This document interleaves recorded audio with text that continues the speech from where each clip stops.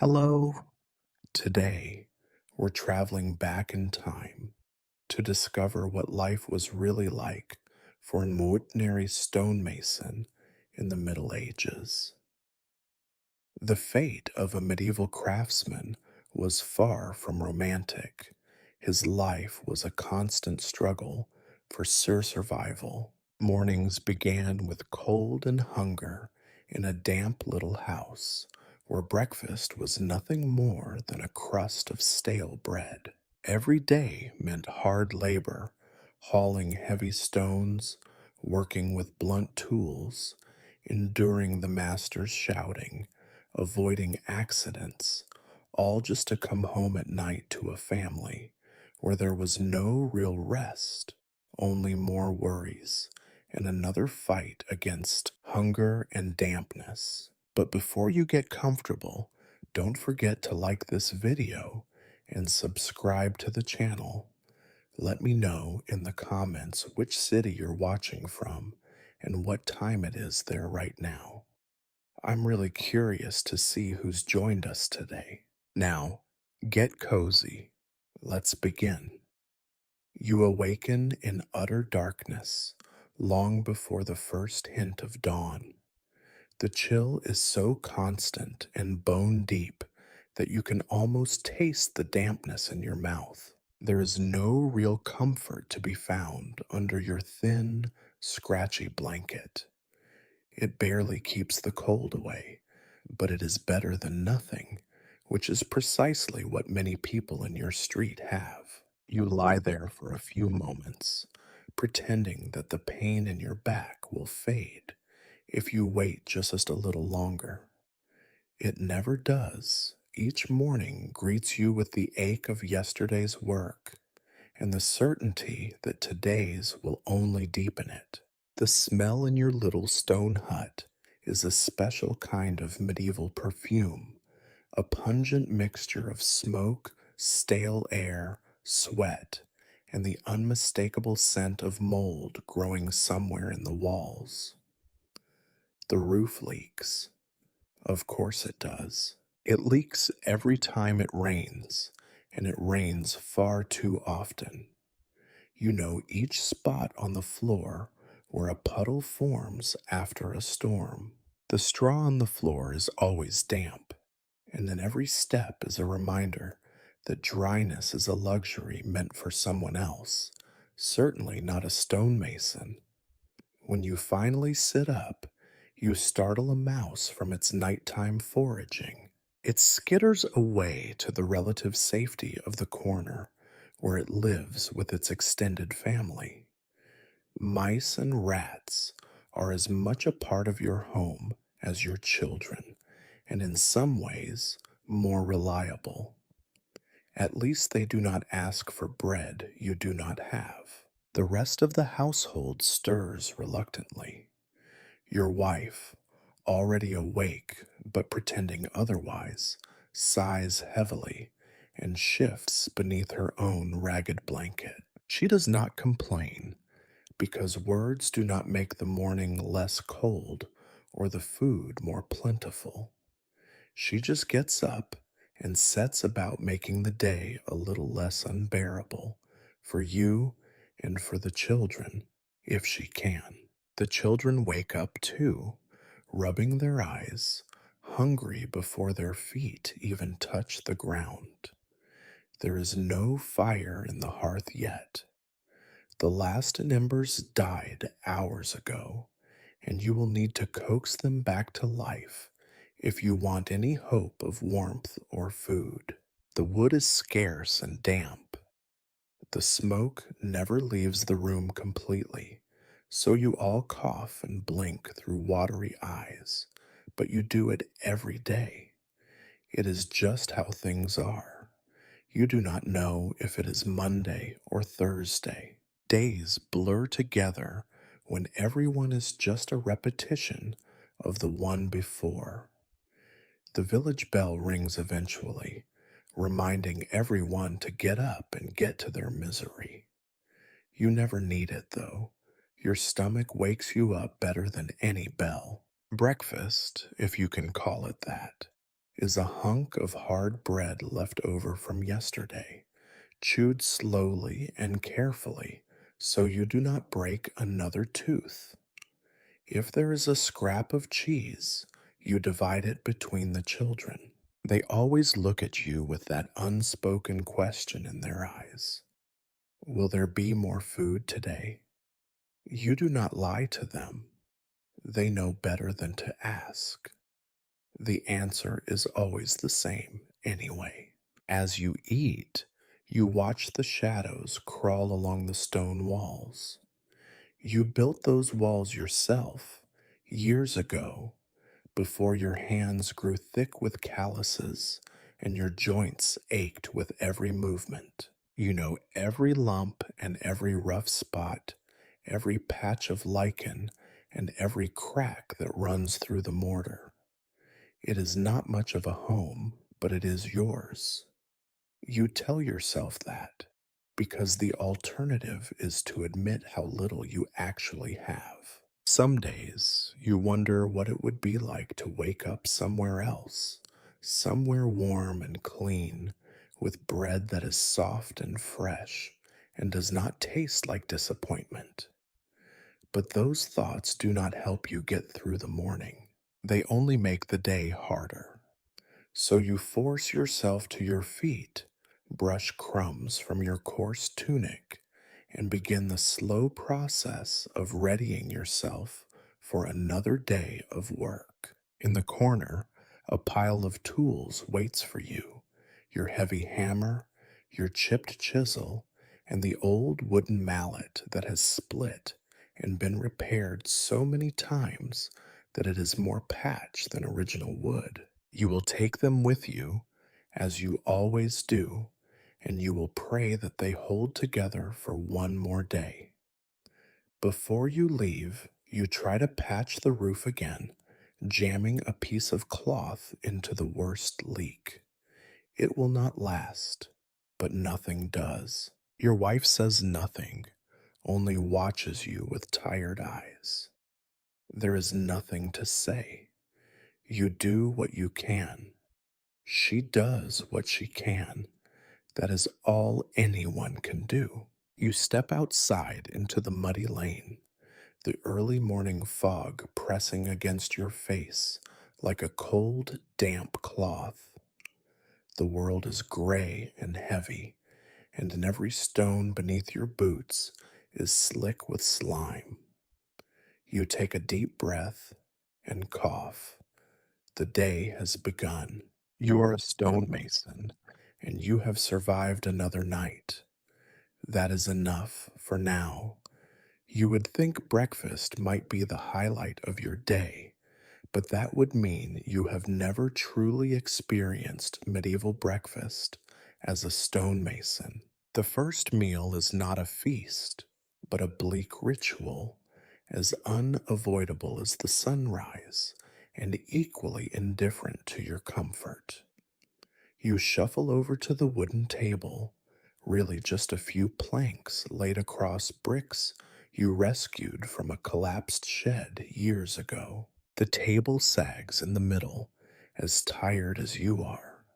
On it sits a chunk of bread so hard that you sometimes worry it might shatter your teeth rather than break beneath them. You remember a rumor you once heard: some lord's table always has fresh, warm loaves, as soft as clouds and fragrant with spices. It is difficult not to laugh. Your reality is this stale, grayish lump, a loaf that tastes mostly of dust and desperation, baked days ago and left to toughen in the smoky air of your one-room house. The children stare at the bread like wolves denied a meal, but they do not whine. Whining never brought more food. You break the bread as evenly as you can, handing the bigger piece to the youngest, because he is still growing, and you cling to the hope that he might one day outlive this life. The older ones eye the crust, but accept their portions without complaint. You sometimes envy their ability to eat almost anything, but even they have their limits. Bread too old, and you all must soak it in water before chewing, else risk another broken tooth. Toothaches in this life are more dangerous than a bandit's knife. Your wife spoons out a watery soup, left over from last night's dinner, itself made from the scraps of the day before. You call it soup, but it is more an idea of soup. Water with the memory of turnips, and a few limp beans floating on the surface like forgotten prayers. If it is a good day, there is a sliver of fat or a stray piece of bone to chew. You let the children have those, watching as they gnaw and suck for flavor. Nobody really speaks during breakfast. Words take energy, and energy is precious.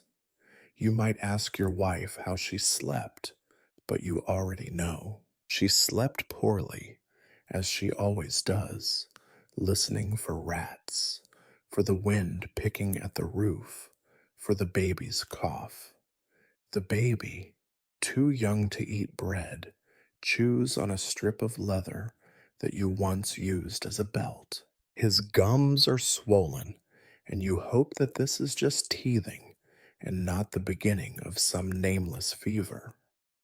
When your wife moves, you can see the lines that have settled deep into her face, each one a record of worry, fatigue, or loss. She was not always like this. Once she was quick to laugh, with hair that glinted gold in the sun and a mouth made for singing. The songs are gone now, swallowed by the years. Now she is just tired, a woman with more burdens than hope. The children finish their bread quickly, licking their fingers and picking at crumbs. One of them tries to pocket a bit of crust for later, in case there is nothing at midday. You say nothing. You have done the same thing yourself, sometimes hiding a crumb in your sleeve, to chew while you work, hoping it will keep the gnawing ache at bay for an hour or two. After breakfast, your wife sets to her chores, sweeping the dirt floor, patching worn clothing, tending to the chickens if the fox has not taken them again. You remember a time when there were 3 chickens and a pig, but the pig was sold the winter your second son nearly died from fever. Now there is only the memory of pork, which you recall more as a story than a taste. You are responsible for fetching water, if any is left at the well.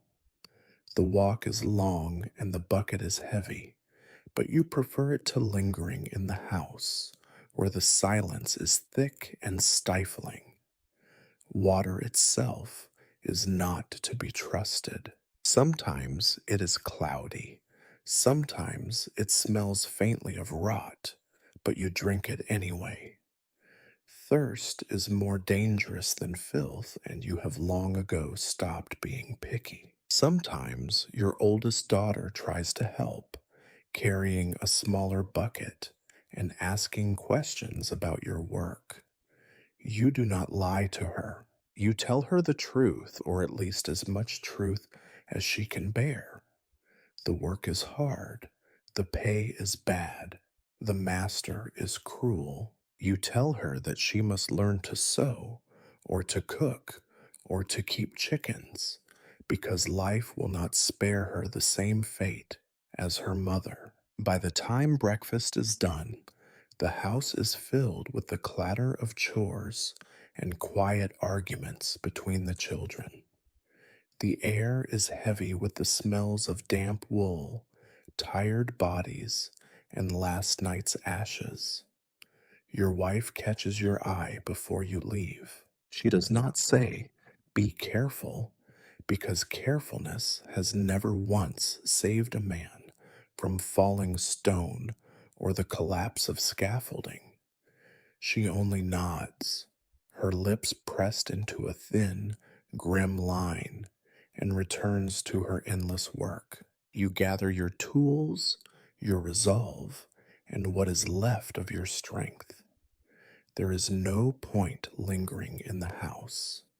The outside world is just as bleak, but at least the misery there feels a little less personal. You step out the door, leaving behind the cold, hungry silence of home, and begin the next part of your day, a day that will look exactly like the one before it, and if you are unlucky, the one after. There is nothing swift or heroic about the way you prepare for work.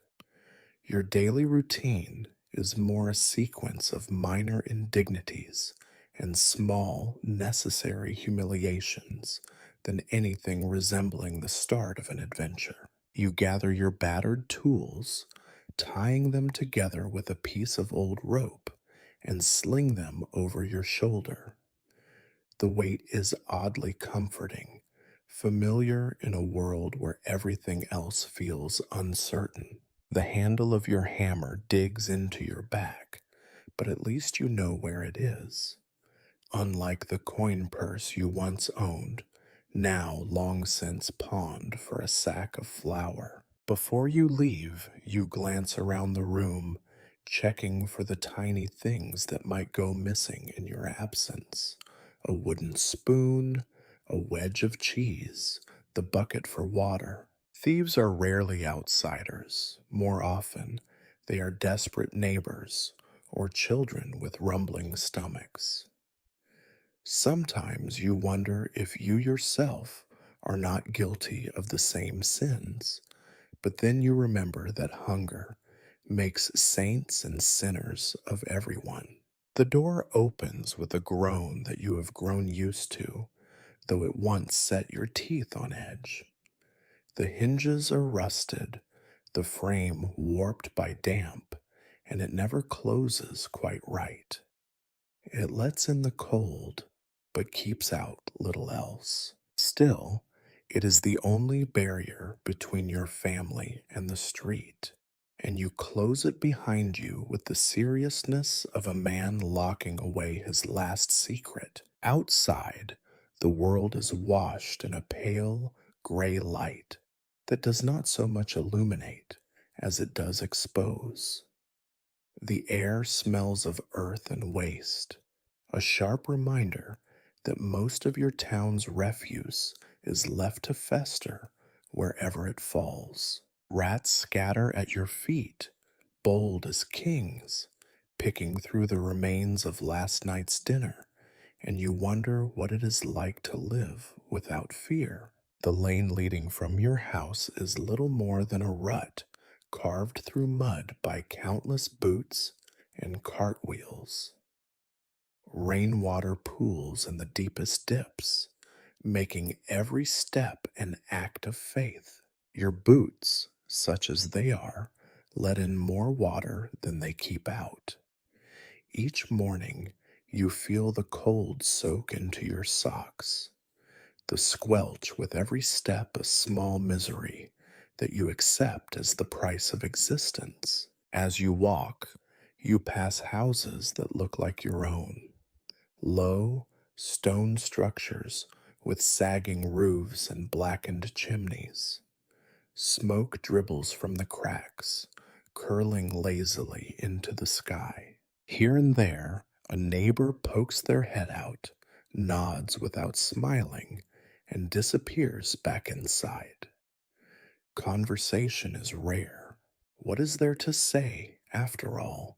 That the work is hard, that the bread is stale, you all know this already. The street widens as you approach the center of the town. More people appear, men and women hurrying toward their own forms of drudgery, children darting between carts and stray dogs in search of a bit of excitement, or more likely, something edible. The market is not yet open, but already you can smell the day's trade, a mixture of fish, unwashed bodies, spilled ale, and rot. Every morning, you wonder if you will become so used to the smell that you will stop noticing it, but you never do. Some things, you decide, are meant to be unpleasant. Along the way, you pass the well, the one everyone uses because it is closest. Though you all know the water sometimes tastes strange, and sometimes, after a heavy rain, people get sick. A woman is there already, balancing a heavy pail, her back bent into a shape that speaks of years spent doing the same thing. You nod in recognition, and she nods back, but neither of you says a word. At the crossroads, the gallows stand as a silent warning, their beams blackened with age and use. Once or twice a week, you hear the crier call the crowd to witness some poor wretch meet their end, and you try not to look too closely at the stains that mark the wood. Justice is a show here, grim and public. You pass by without thinking, but sometimes you wonder how close you have come to standing there yourself, for stealing bread, for fighting over scraps, for nothing at all. Further on, you catch sight of the church, its bell tower looming above the rooftops. The bell tolls for morning prayers, a sound as steady as hunger, and you cross yourself more out of habit than faith.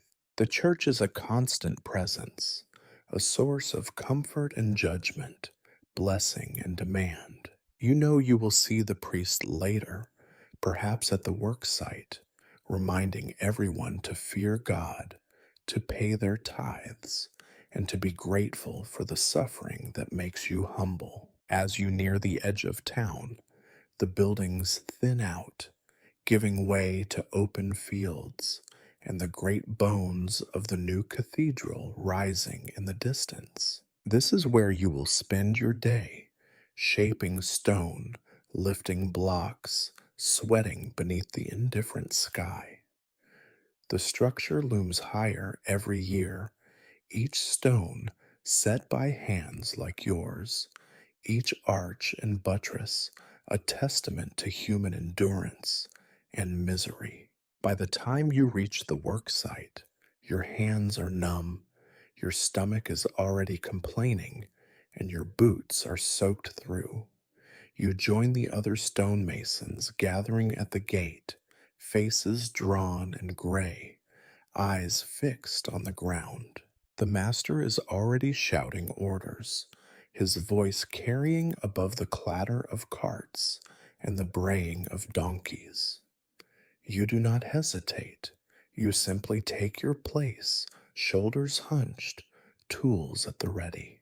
It is another day, exactly like the one before it, and almost certainly like the one after. You have made it to work. The rest, you know, will not get any easier. You have reached the work site, and with it, the part of your life that the world actually seems to care about, at least until you drop dead or your hands can no longer grip a hammer. The site is alive, but not with any sort of joy or purpose that makes you feel proud. It is alive the way a wound festers, busy with movement, noise, and the endless gnawing of time and flesh. The new cathedral stands half finished, a mass of scaffolding, raw stone, splintered wood, and the collective sweat of every broken-backed laborer in town. Somewhere high above, a master mason struts back and forth, barking orders and curses at anyone unlucky enough to be in earshot. He carries himself with the pride of a man who might almost be important, at least until the bishop or mayor arrives, reminding everyone of their true place in the order of things. You join your fellow stonemasons at the edge of the site, where the tools are kept locked away each night. Tools are valuable, more so than most people, and disappear with alarming regularity. A missing hammer is an emergency. A missing stonemason is just a fact of life. You find your own battered implements in the pile, feeling their familiar weight settle in your hands. The handle of your mallet is wrapped in rags to keep the splinters at bay. Your chisel is chipped at the end, but still better than nothing. Work begins with little fanfare. There is no speech, no morning cheer. You and the others get to it, your bodies moving out of habit, your minds already steeling themselves for the hours ahead. Today's task is moving and shaping new blocks for the north wall, a job that sounds noble in stories, but in truth is nothing more than a day long struggle with weight, dust, and pain. The first stones must be hauled from a waiting cart. Each block is heavier than a child, cut from a quarry miles away and dragged here at enormous cost, though not to you naturally. Your own cost is paid in blood, sweat, and the occasional broken bone. Together, you and a few others heave at the stone, muscles straining, joints protesting. You do not bother counting the number of times you have done this. Each one feels the same, a jolt of pain, a flash of panic as your grip slips, the crash of stone meeting ground, and the curses of the overseer when a corner is chipped. Once the stones are set in place, you begin the process of shaping them to fit, hammer and chisel in hand. The work is slow and unforgiving. The stone does not care about your fatigue or your hunger. It resists every blow, each chip flying away to sting your face or lodge in your sleeve. The dust gets everywhere, in your mouth, your nose, your eyes. By midday, you will taste nothing but grit, and your face will be streaked with the lines where sweat has tried and failed to wash the filth away. All around you, the sight is a cacophony of effort and misery. The laborers grunt and curse. The apprentices hurry to fetch more mortar. The master mason shouts. The donkey brays. From time to time, a stone slips or a tool falls. When that happens, you all freeze for a heartbeat, waiting for the scream that signals a serious injury. If there is none, you return to your task. If there is, you look away and keep working. One man less is one mouth less to feed, and there is always another desperate soul waiting for work. The day grows warmer and the sun climbs higher, but the heat does not comfort you. It bakes the stone and raises the stench of sweat and rot from your clothing. Your shirt sticks to your back, your hands grow slick. The sweat runs down your arms and into your eyes, making you blink and squint at your work. There are no gloves. The skin on your palms is thick and cracked, but still soft enough to tear if you grip the tools the wrong way. As you work, you are aware of the others. The carpenters cursing over warped beams, the mortar mixers up to their knees in mud, the boys running errands for a crust of bread, and the chance to be screamed at by men twice their size. There is no camaraderie here, not really. You are all too tired, too focused on not dying, to form anything more than the loosest bond. Still, there are moments. A shared curse when a stone slips, a brief laugh at the expense of the master, a silent nod when someone's hand begins to bleed. There is no clock, only the movement of the sun and the growling of your stomach to mark the hours. Time passes slowly, in fits and starts. Sometimes, when you catch your breath and look up at the skeleton of the cathedral, you are struck by how little seems to change. For every block you set, another seems to crumble. For every wall that rises, a new crack appears. It is hard not to wonder if any of it will ever truly be finished, or if you will simply die here, turn to dust along with the mortar and stone. By the time midday approaches, your arms are numb, your back aches, and your mouth is so dry you can barely swallow. The master shouts for a break, more to keep order than out of any concern for your well being. You lower your tools, flex your aching fingers, and try not to think about how much of the day is still left. This is only the beginning, after all, and the stones will not lift themselves. You may have grand ideas about the noble craft of the stonemason, tales of skilled artisans creating arches that last for centuries, of patient craftsmen whose hands shape the very bones of the earth. But the truth, as always, is far more tedious and painful than the stories suggest. Your daily companions are not the muses of art, but a battered hammer, a blunt chisel, and a wooden mallet that has seen more splinters than most men see years. Each tool has its own quirks, and each one seems determined to inflict as much misery upon you as possible. Your hammer, for example, is not some delicate implement suited for finesse. It is a lump of iron on a stick, as likely to crush your thumb as to break a stone.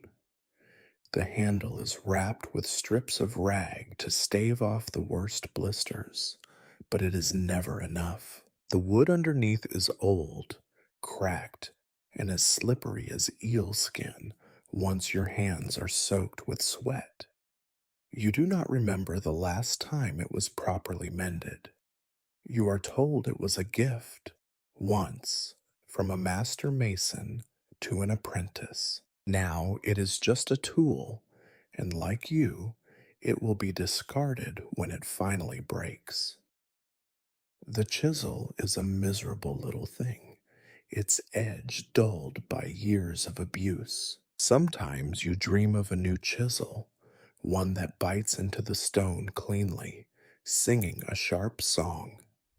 Instead, you get this one, with a mushroomed head that flares outward, threatening to throw off metal slivers each time you strike it.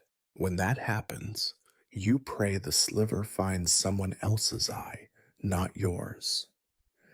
Most masons you know have a scar or two on their face, badges not of honor, but of a lifetime spent squinting through dust and dodging shrapnel. The mallet, too, has become more patchwork than original wood.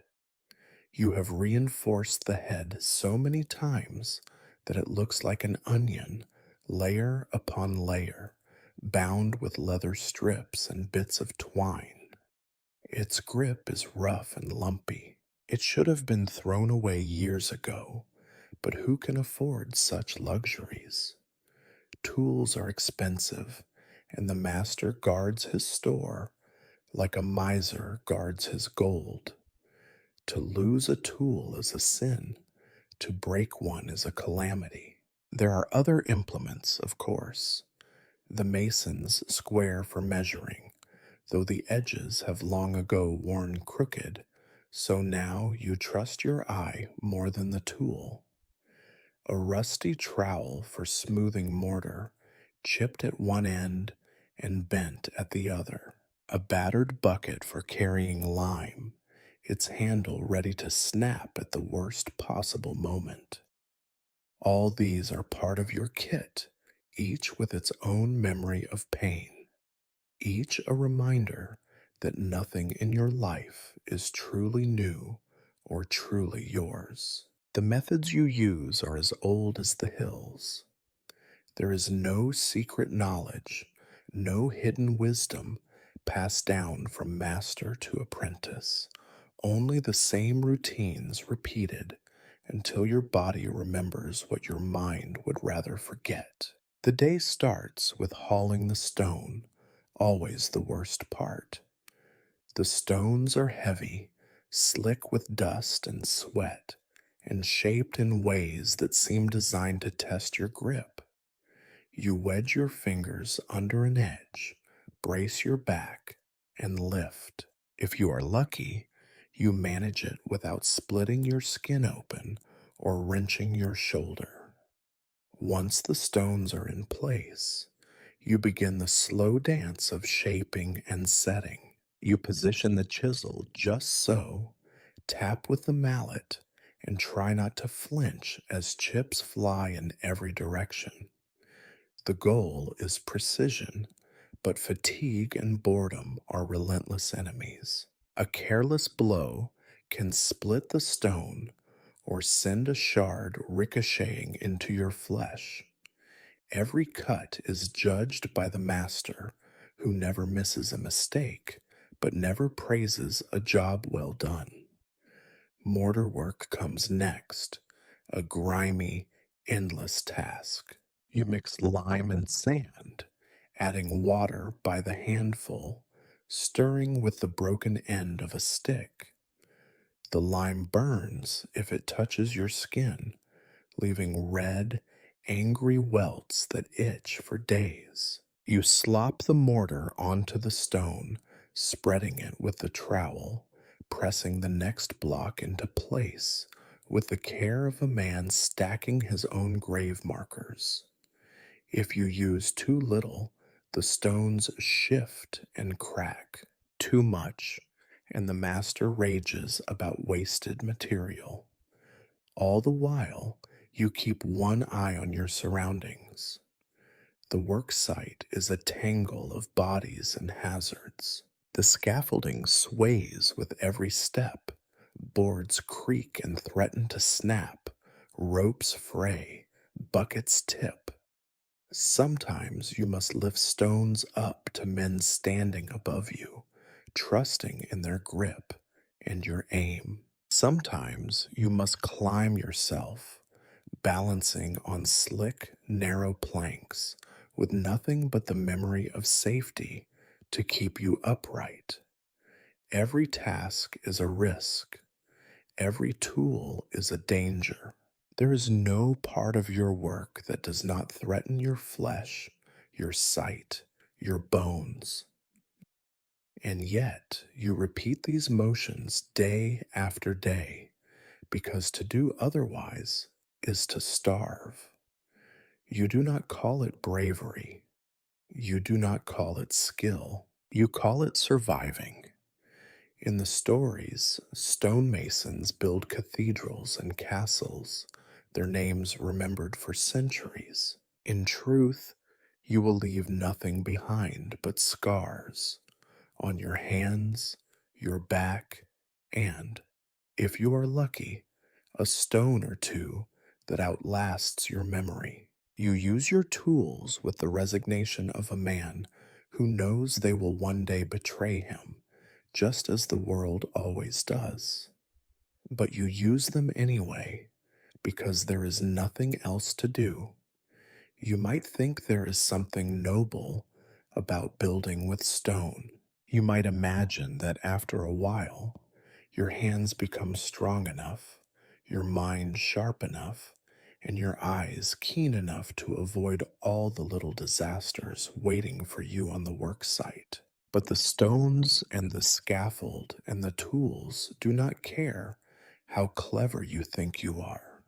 They are not noble, they are not fair, they are just heavy and hard and waiting for your one mistake. Every day, before the sun has truly begun to warm the rooftops, you can already count the dangers. The scaffold, A mess of timbers, ropes, and wishful thinking sways above the ground, promising broken limbs to anyone whose foot slips, whose balance falters, or whose luck simply runs out.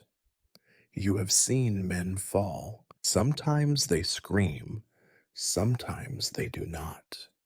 Sometimes they land on stone, and you hear the dull crack that means there is no more work for that man, no more bread for his family. Other times, if the gods are feeling especially cruel, the man will survive with a twisted leg or a ruined back and limp through the streets, begging for scraps from those who are only slightly better off.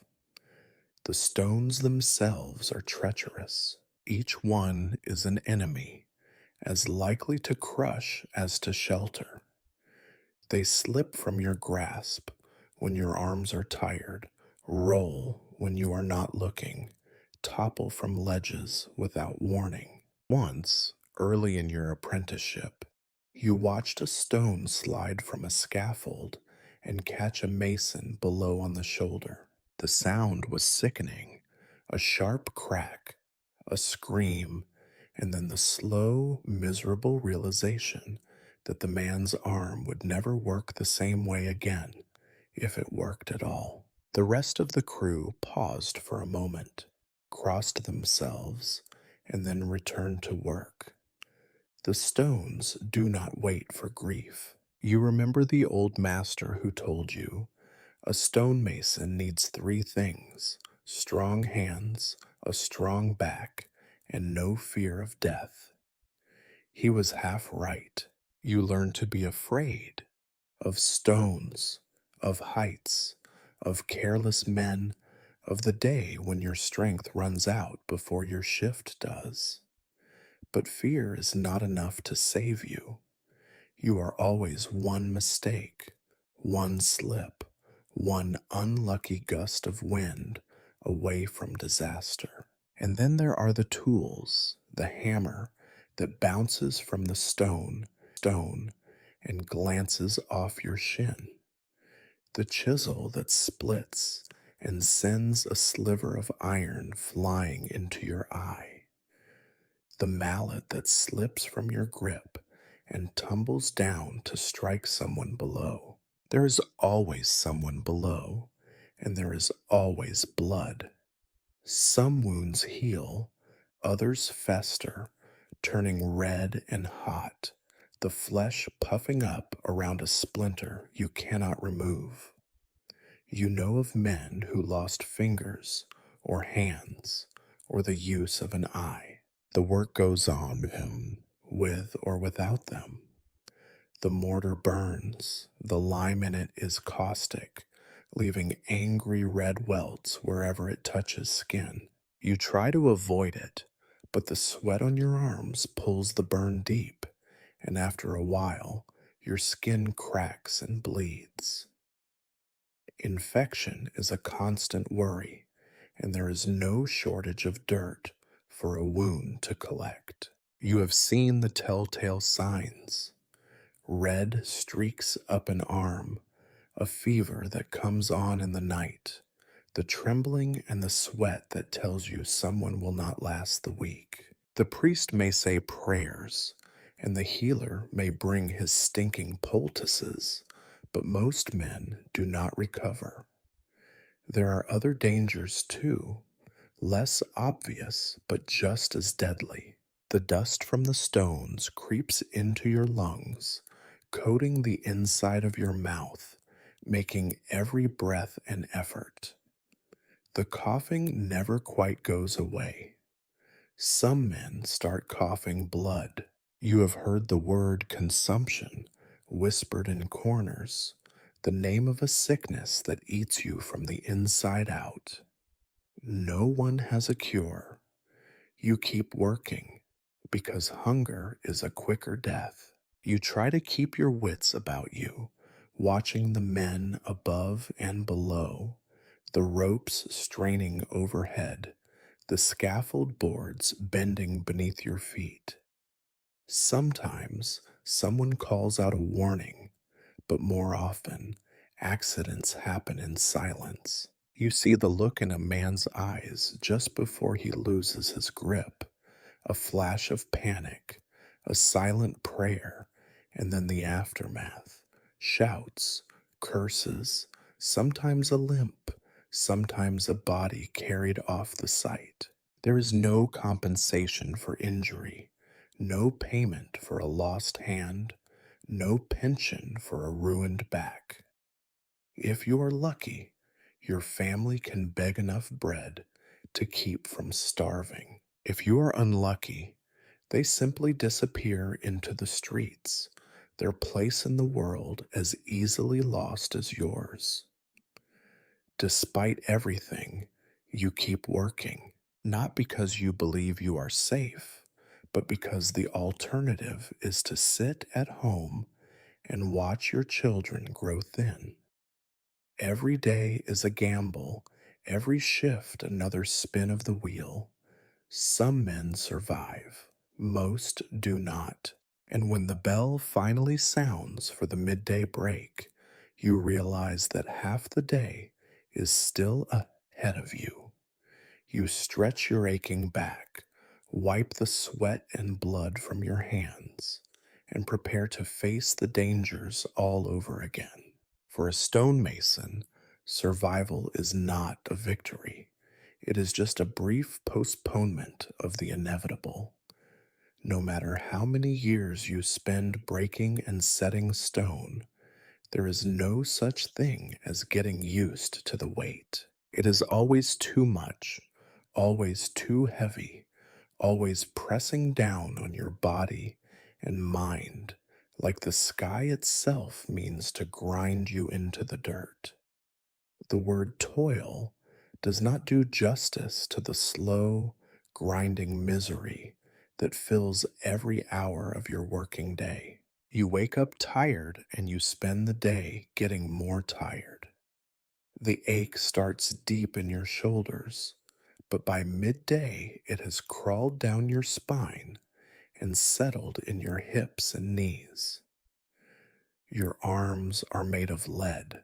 Your hands, once nimble enough to snatch bread from a crowded table or hold a lover close, are now stiff, cracked, and swollen.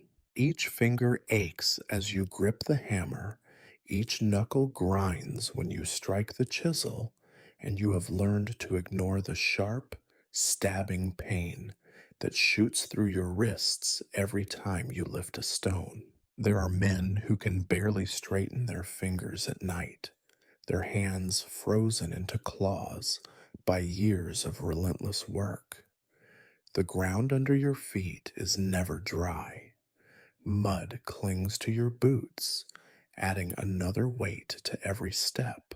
In the summer, the sun bakes your back until your skin blisters and peels, but the sweat only makes your shirt stick tighter, rubbing raw patches along your shoulders and waist. In the winter, the cold burrows into your bones and refuses to leave.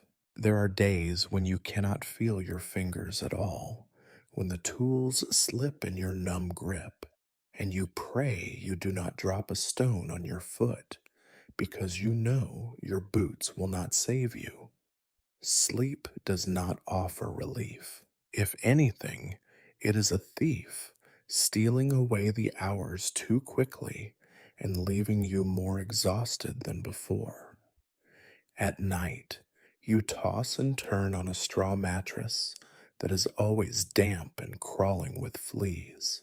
Your back throbs in the darkness, your legs twitch with pain, and when you finally manage to close your eyes, you dream of stones falling, hammers striking, the endless repetition of work that will never be finished. You wake up sore, cold, and already dreading the day ahead. Some of your pain is old and familiar, an old friend that never leaves your side. Other aches are new and sharp, reminders that your body is slowly betraying you. A twisted ankle from slipping on wet scaffolding, a bruised rib where a stone slipped and caught you, a deep cut on your palm that will not quite heal no matter how often you wrap it in dirty linen. Every injury is a potential disaster. Infection is as common as gossip, and a simple scratch can swell into a festering wound that saps your strength and leaves you feverish and shaking. The worst of it is how quickly pain becomes ordinary. You stop noticing the small hurts, the constant fatigue, the creak in your knees, and the stabbing in your side. They become part of the background, like the ringing of the church bell or the stink of unwashed bodies in the morning. You notice the pain only when it changes, when it flares into something worse, something that might finally put you out of work and out of hope. It is not just your body that grows weary. Your mind, too, sags under the weight of endless, repetitive labor. Each day is a blur of lifting, hauling, cutting, and stacking. The only change is in the weather or the severity of the master's shouting. There are days when you cannot remember what you did the day before, when the work all runs together into a single, unbroken chain of misery. You have heard stories about men who find pride in their craft, who look at a finished wall or an arch and feel a sense of accomplishment. You are not one of those men. You look at the work and see only exhaustion, hours and days and years of your life traded for something that will never bear your name. The only reward for your labor is another day of the same, another week spent grinding yourself down so that someone else can live in comfort and call it progress. Your clothes are always damp and filthy. The sweat from your back seeps through the coarse wool of your tunic, turning dust into mud that cakes in every fold. Your feet are raw from constant rubbing, your socks full of holes, your boots stiff with old grime. Sometimes, when you sit for a moment and pull off your shoes, you find your toes have gone numb. You rub them, willing the blood to return, knowing that frostbite in the winter can mean the end of a working man. Still, you keep going, not out of hope, but out of necessity. There are mouths to feed at home, a roof to patch, children who do not understand why you cannot play with them in the evening. You have no choice but to keep moving, keep lifting, keep building. The day does not end until the master says it ends, and even then, you must find the energy to drag yourself home, to chop firewood, to mend what needs mending. You know there will never be enough rest. The fatigue is permanent, a feature of your life as enduring as the stones you stack. You toil not for reward or recognition, but simply to avoid starvation. And when at last you stagger home in the dimming light, you know you will do it all again tomorrow, because in this world, that is all there is. If you have ever imagined that a medieval stonemason works under the kindly supervision of a wise and gentle master, allow yourself a moment to laugh. The master on your work site is not a kindly figure. He is a man forged in the same school of misery as you, but with just enough luck, cunning, and ruthlessness to have crawled his way a rung or two higher on the ladder. It is not so much that he enjoys your suffering, although you sometimes suspect he does.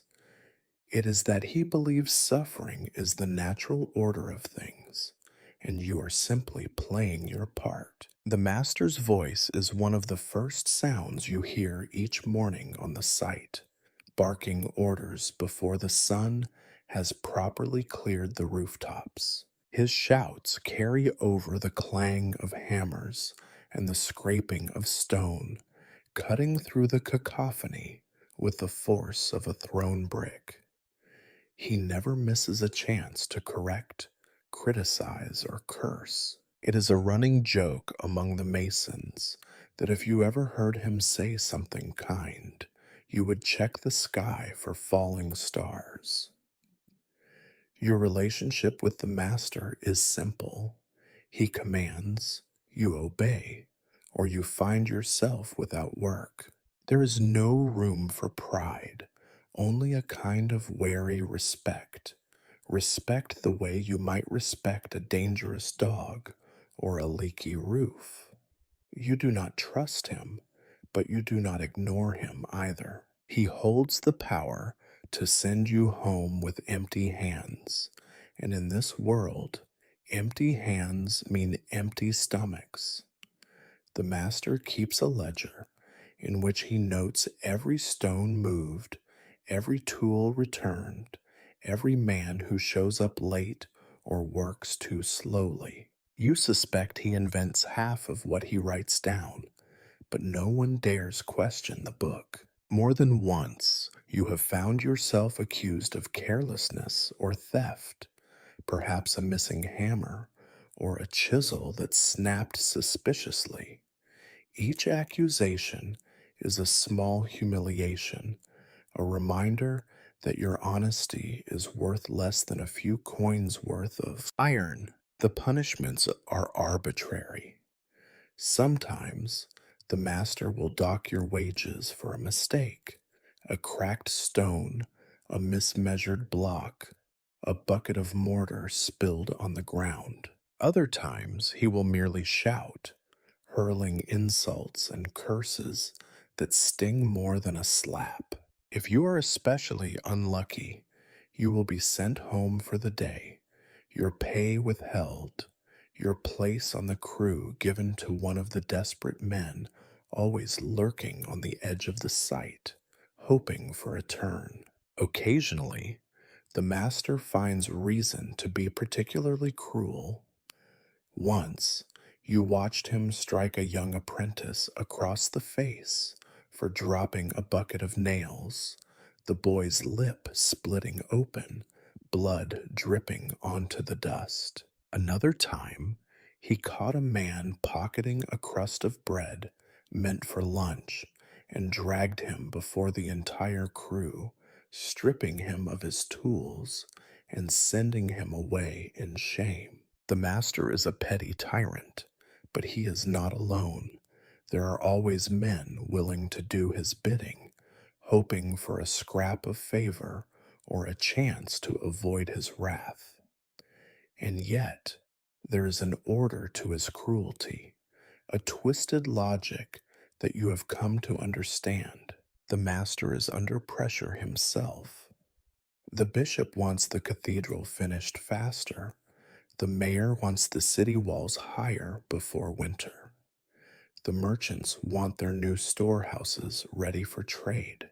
The master answers to all of them, each demanding more than the last, threatening fines, dismissal, or worse. He passes this pressure down to you and your fellows like a sickness, and in this way, the misery trickles down, pooling at the bottom where you stand.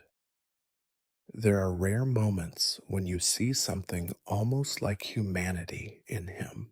A quick word of advice to a new apprentice, a loaf of bread quietly pressed into the hand of a man whose child is dying.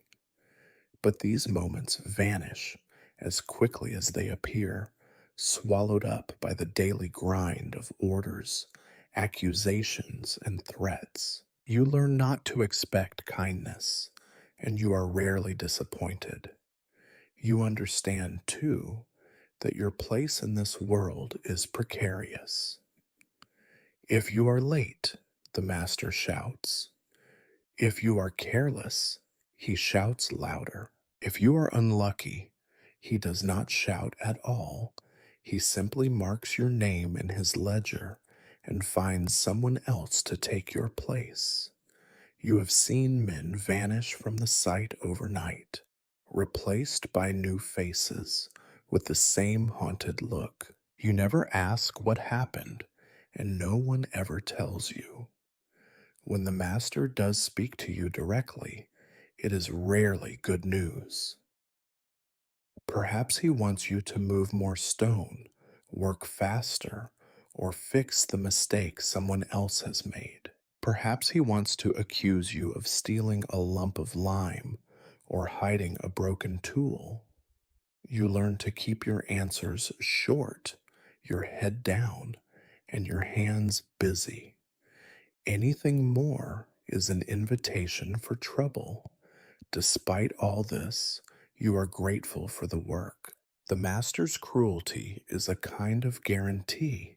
As long as he is shouting, the work is there, and the work means bread, however stale. You do not need him to like you. You need him to keep paying you.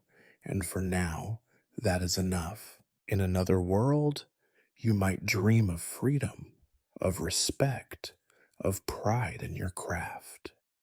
In this one, you dream only of surviving the day without drawing the master's ire. You might imagine that a break on the work site is a moment of respite, a pause in the endless drudgery where you wipe your brow, sit down on a soft patch of grass, and enjoy the fruits of your labor with friends under the shade of a tree. You would be mistaken. In the world of the medieval stonemason, a break is simply a time when you are not moving stones, but are still surrounded by the same noise, filth, and fatigue, just with less shouting. The master calls for a pause, not out of compassion, but because even the hardest driven worker will drop dead if denied a morsel of food or a sip of water. When he finally allows it, there is no sound of relief or laughter, just the heavy, shuffling movements of men too exhausted to complain. You drop your tools where you stand, wipe the worst of the dust from your hands onto your already filthy tunic, and look for a patch of ground that is less muddy than the rest. Lunch is not a feast. It is hardly even a meal. Today, like most days, you reach into your pouch and pull out a chunk of bread so hard you wonder if it would be better used as a building material. You bang it against a stone to break off the mold, pick out the worst of the grit, and try not to think about the rumors of rats in the baker's cellar. If you are lucky, there is a scrap of dried turnip or an onion to go with it. If you are very lucky, a sliver of fat left from the last time your family managed to trade for pork. Most days, it is just the bread. You eat in silence. Conversation is sparse, not from lack of things to say, but from lack of energy to say them. Words are precious, and everyone hoards their own miseries. Sometimes a man will mumble a complaint about the master or grumble about the weather, but even that is a risk. The wrong ear might hear you, and the master's ledger is always open for new grievances. The apprentices and laborers crowd together on a pile of discarded stone, sharing their meager rations, trading a scrap of onion for a swallow of sour ale. Some guard their food jealously, others trade bits of crust or cheese rind for gossip about a neighbor's misfortune. The pecking order is as visible here as on the scaffolding. Older, stronger men get the better seats. The newer or weaker ones make do with what is left. Sometimes A fight will break out, a brief scuffle over a stolen piece of bread, or a joke taken the wrong way, but it usually ends quickly. There is not enough strength left for grudges. You eat quickly, not because you are enjoying yourself, but because you know that time is short and the work will resume as soon as the master has finished his own meal. You do not chew so much as gnaw, teeth grinding against bread that seems to get harder with every bite. You use water to soften it if you can, though the water is often as foul as the bread, drawn from the same muddy well used by every animal and every child in the district. Sometimes it smells of iron, sometimes of rot, but you drink it anyway. Thirst is worse than hunger, and a little sickness is a small price to pay for relief. While you eat, you keep an eye on your tools. Theft is a constant worry, even among men as poor as you. A missing chisel means a day's pay docked. A lost hammer might get you thrown off the crew. No one is above suspicion. You trust no one completely, not even the friends you have worked alongside for years. Desperation makes thieves of everyone, and you are no exception. You have pocketed a nail or a chip of cheese yourself more than once just to keep your family from going hungry. Sometimes, on a good day, someone brings news from the outside world, a market riot, a new tax, a traveling merchant with strange wares, a hanging in the square. The news is never good, but it is a distraction, and that is something. You might even laugh, though the sound is more like a cough. Most days, though, you simply eat in silence, watching the shadows crawl across the unfinished stones, counting down the minutes until the master's shout calls you back to your burdens. After you finish eating, there is no chance to rest. If you are wise, you spend the last minutes of your break patching your socks, checking your boots, or picking the worst of the grit from under your fingernails. There is always something that needs mending: a rip in your shirt, a split in your boot, a cut that needs wrapping before the lime or the dust makes it worse. You do these things quickly, almost mechanically, your hands moving with the dull precision of habit. As the break ends, you stand up slowly, feeling every ache in your bones, every bruise and blister on your skin. There is no stretch that can ease the pain, no breath deep enough to clear the dust from your lungs. You collect your tools, brush the crumbs from your lap, and prepare yourself for the rest of the day. There is no time for daydreams, no hope of a nap. The only thing waiting for you is more work, more lifting, more carrying, more shaping, more danger. As you fall back into line, you take one last look at the sky, wondering if rain will come to wash the dust from your face, or if the sun will bake you dry. Either way, it does not matter. The master shouts, the men rise, and the endless cycle begins again. Lunch is over. The misery resumes.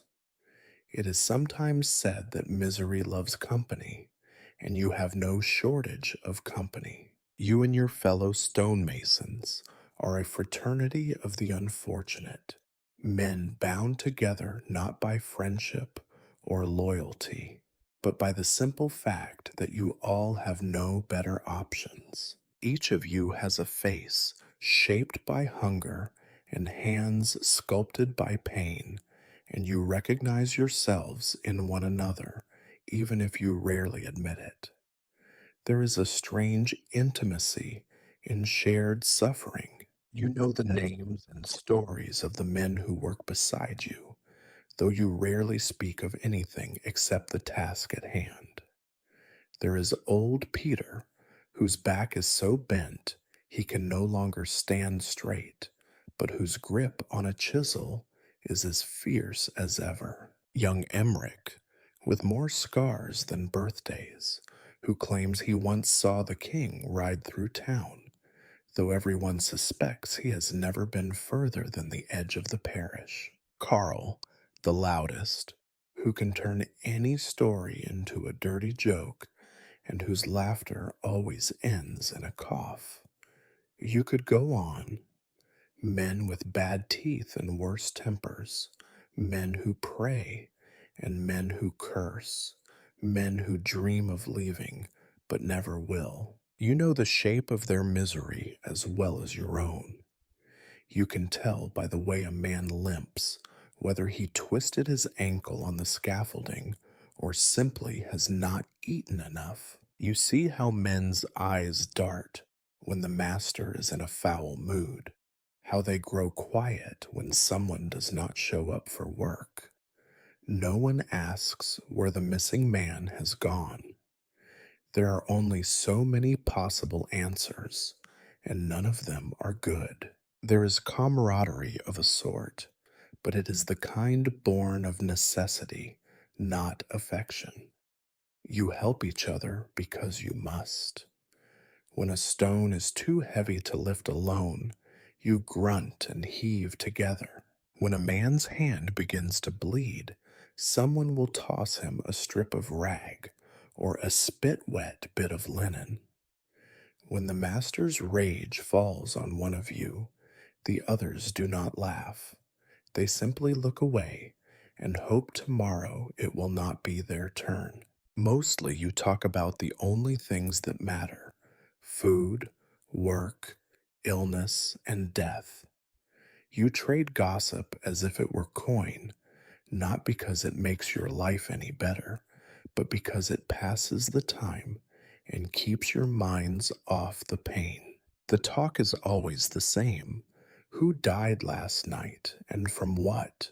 Who is rumored to have stolen from the baker? Whose wife has taken up with a tanner or a priest?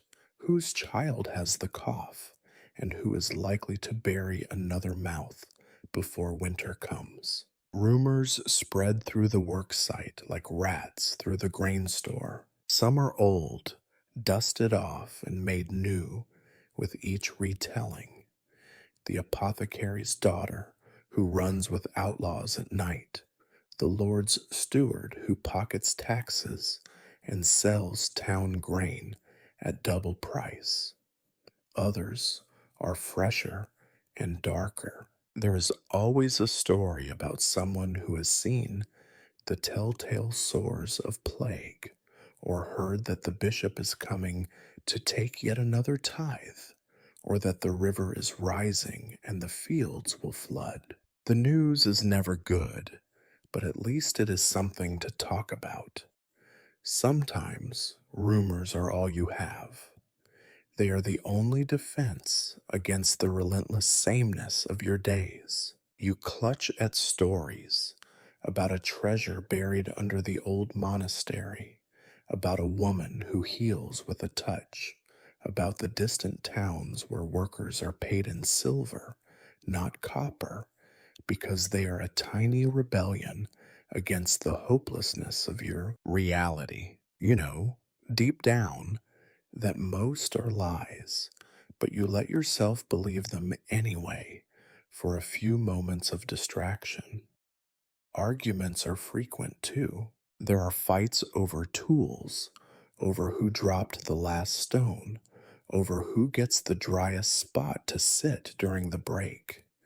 These are not the grand duels of chivalric tales, but petty squabbles that end with bloody noses and muttered threats. No one remembers them the next day.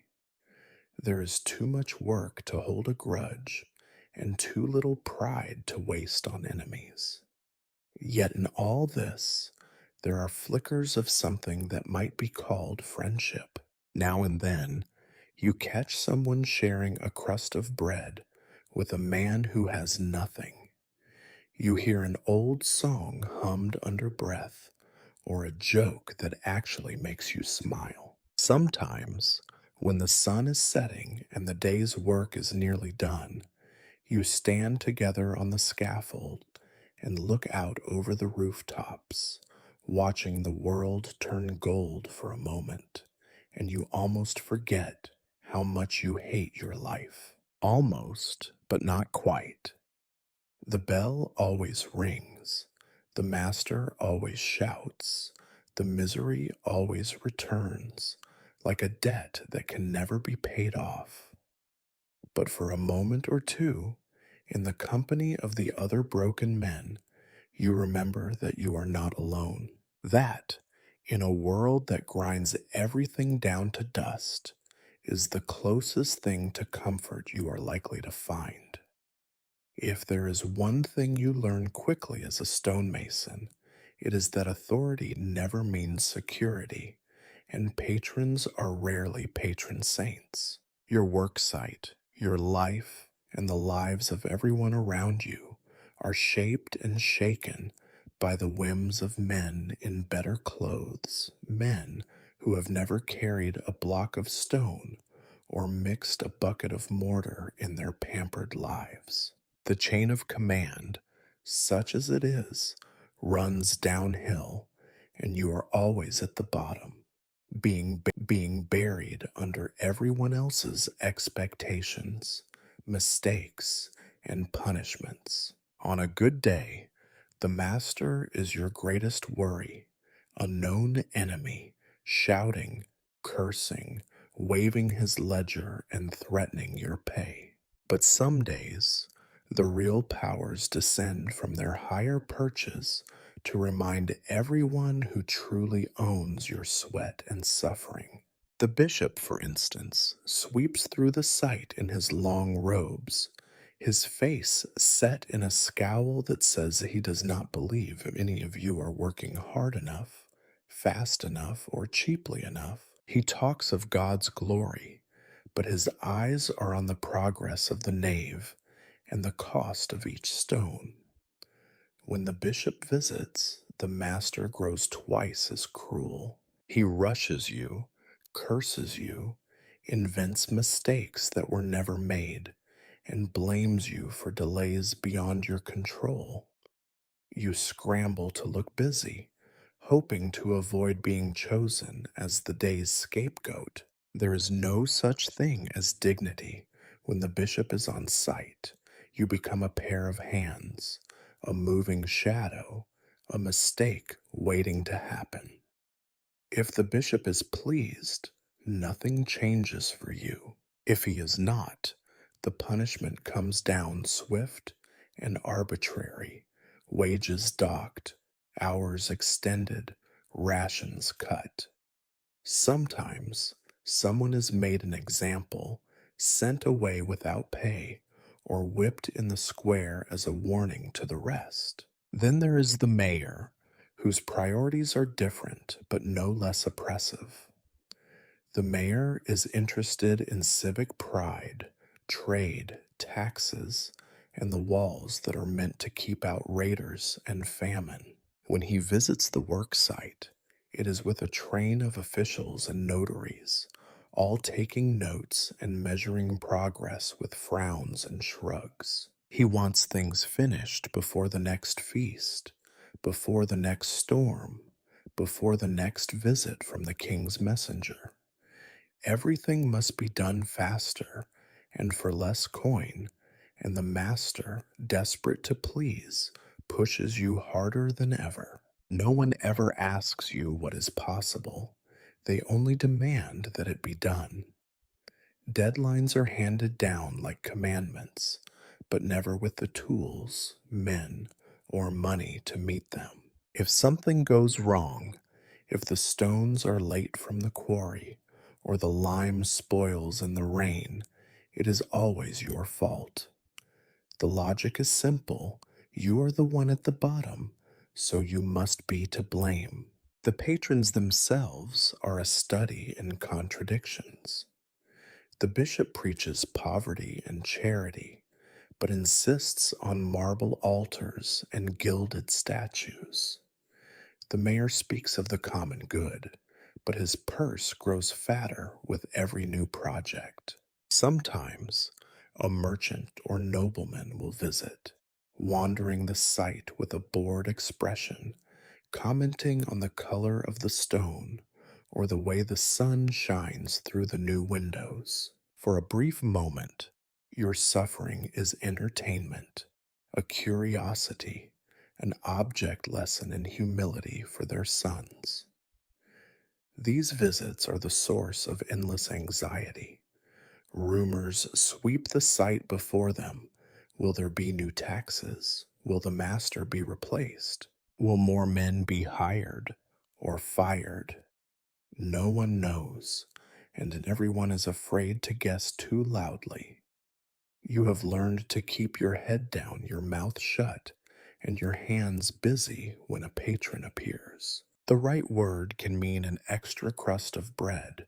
The wrong word can mean being cast out, left to beg with the rest of the unlucky. Worst of all is the uncertainty. No matter how hard you work, no matter how much you give, your fate is tied to the decisions of men you will never really know. They decide when you work, how long you work, and if you will work tomorrow at all. One poorly timed rainstorm or one sour deal in a distant market can mean the end of your employment and the beginning of hunger for your family. The cathedral, the wall, the merchant's house, they are never truly yours, no matter how many stones you set in place. Sometimes you catch yourself dreaming of a world where the patrons are just, where authority means protection instead of punishment, where your labor is valued and your voice heard. But you know better. In your world, the only thing authority brings is more work, more risk, and more rules, rules that change without warning and are enforced with a brutality that brooks no appeal. When the master comes to you, face red and voice shaking, with a new order from the bishop or the mayor, you do not argue. You nod, you bow your head, you add a little more speed to your aching hands and a little more silence to your lips. You know that if you do not, there are a dozen men waiting for your spot, and the patrons will not lose a wink of sleep if you vanish. This is the true nature of authority in your world: distant, arbitrary, and always hungry for more. The only thing you can do is endure it, outlast it, and hope that tomorrow's order is not the one that finally breaks you.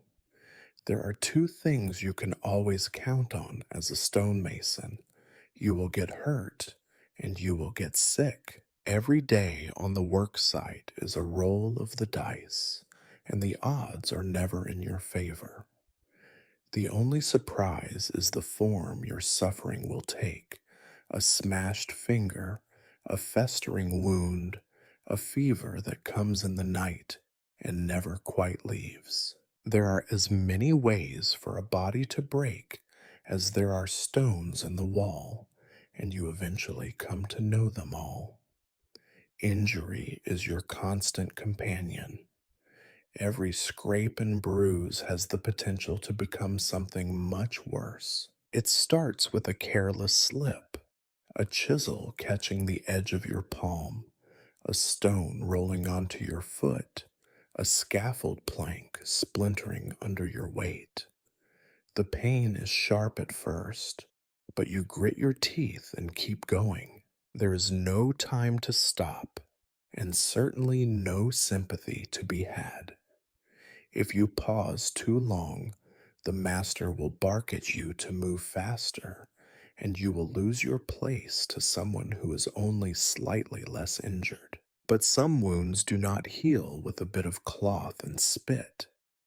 You watch them change.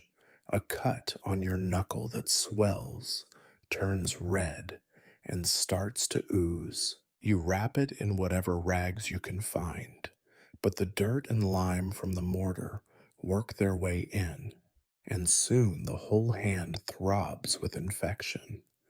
There is no cure, no miracle. The town healer might suggest a poultice of moss and mud, or a prayer to Saint Roch, but these remedies are worth less than the price of the rag. Sometimes you lose a day or two of work, but more often you work through the pain, hoping the infection will give up before you do. Then there are the bigger injuries, the ones you see coming, like a stone falling from the scaffold, and the ones you never expect. You have seen a man lose his hand to a chisel slip, another crushed beneath a collapsing wall. Each time, work stops for only a moment. A silence falls, and then someone is found to fill the place of the broken man. There is no pension, no promise of care, no help for the family left behind. The injured are a warning to the rest of you. Keep working or be replaced. Sickness is even worse because it is invisible. It creeps in quietly. First a cough, then a fever, then the slow, choking weakness that makes every stone feel heavier. The air at the site is always full of dust and grit, and your lungs ache at the end of every day. The cough starts as an annoyance, but for many it never leaves. Some mornings you cough up blood. You know the word consumption, though no one truly understands what it is. You only know that men who cough too much soon stop coming to work, and their wives begin showing up at the market with hollow eyes, begging for alms. Water, too, is an enemy. The well is shared by too many, and you can taste the sickness in every swallow. In the summer, the water is warm and green, breeding things you would rather not imagine. In the winter, it is cold and bitter, but no cleaner. You hear tales of entire families felled by the bloody flux, struck down by invisible poison in their only source of life. Still, you drink, because thirst is a death that comes faster. Teeth are another misery. You cannot remember when you last chewed without pain. A single bad tooth can turn every meal into agony, and when infection comes, the pain is worse than any blow of the hammer. The healer may try to pull the tooth, but the result is often a mouthful of blood and an infection that spreads. You have seen men die of it, delirious and raving, their faces swollen beyond recognition. There is no end to the illnesses that stalk your life. Fevers come and go with the seasons, some mild, some deadly. Rashes bloom in the heat, joints swell in the cold, stomachs cramp after every meal. You have heard of plague, of course, stories of villages where the bodies pile up faster than they can be buried. You hope you never see it, but you know deep down that hope is useless. Disease does not care about hope. If you are lucky, your body becomes hard and resistant, shrugging off the lesser illnesses. Most days, you count yourself lucky just to be upright and moving, however slowly. You watch the young apprentices fall ill, lose weight, cough themselves hoarse, and wonder if you looked the same when you first started. The older men, those few who make it past 40, are a testament to endurance, not health. Their bodies are scarred, twisted, half crippled by years of work and waves of sickness, but they cling to life with a stubbornness that almost seems heroic. There are no sick days. If you do not work, you do not eat. If you are too weak, your family goes hungry. Even when you are ill, you drag yourself to the site, hiding your cough, ignoring the fever, hoping the master will not notice. Sometimes you succeed, sometimes you do not. Injury and illness are the true masters of your life, more cruel and arbitrary than any man with a ledger. You do not fight them. You do not even curse them. You simply endure as you endure everything else because you have no choice. When the sun finally dips low enough that the master can no longer see the stones you set, he calls an end to the day's work with the kind of reluctance reserved for men who measure their lives in other people's sweat. There is no cheer at the sound, just the dull, exhausted shuffle of dozens of bodies moving toward the hope of rest, each man carrying the aches, bruises, and filth that are the true wages of his labor. You gather your battered tools, perhaps missing a chisel that you will have to explain, and set off on the long walk home, the sky turning orange and purple above the rooftops. The world outside the work site is no gentler, just a different sort of grim.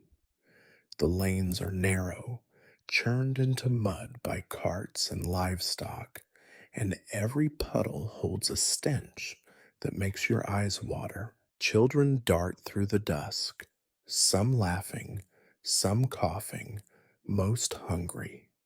Your own children, if they are lucky, are waiting for you outside your door, eyes shining with hope for a scrap of bread or a rare treat. If they are unlucky, they are inside, too tired or ill to meet you, curled up on a pile of rags.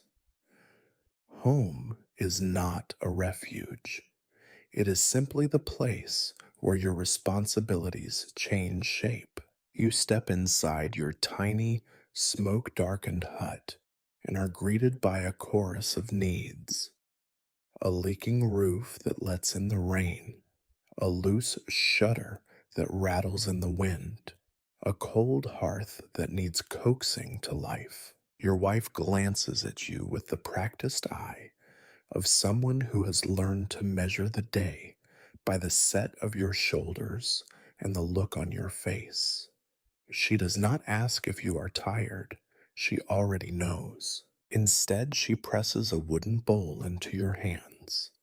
Stew if you are lucky, a thin broth if not, sometimes just water with a crust of bread floating in it. You eat quickly, not because you are in a hurry, but because hunger is a habit that no longer waits for ceremony.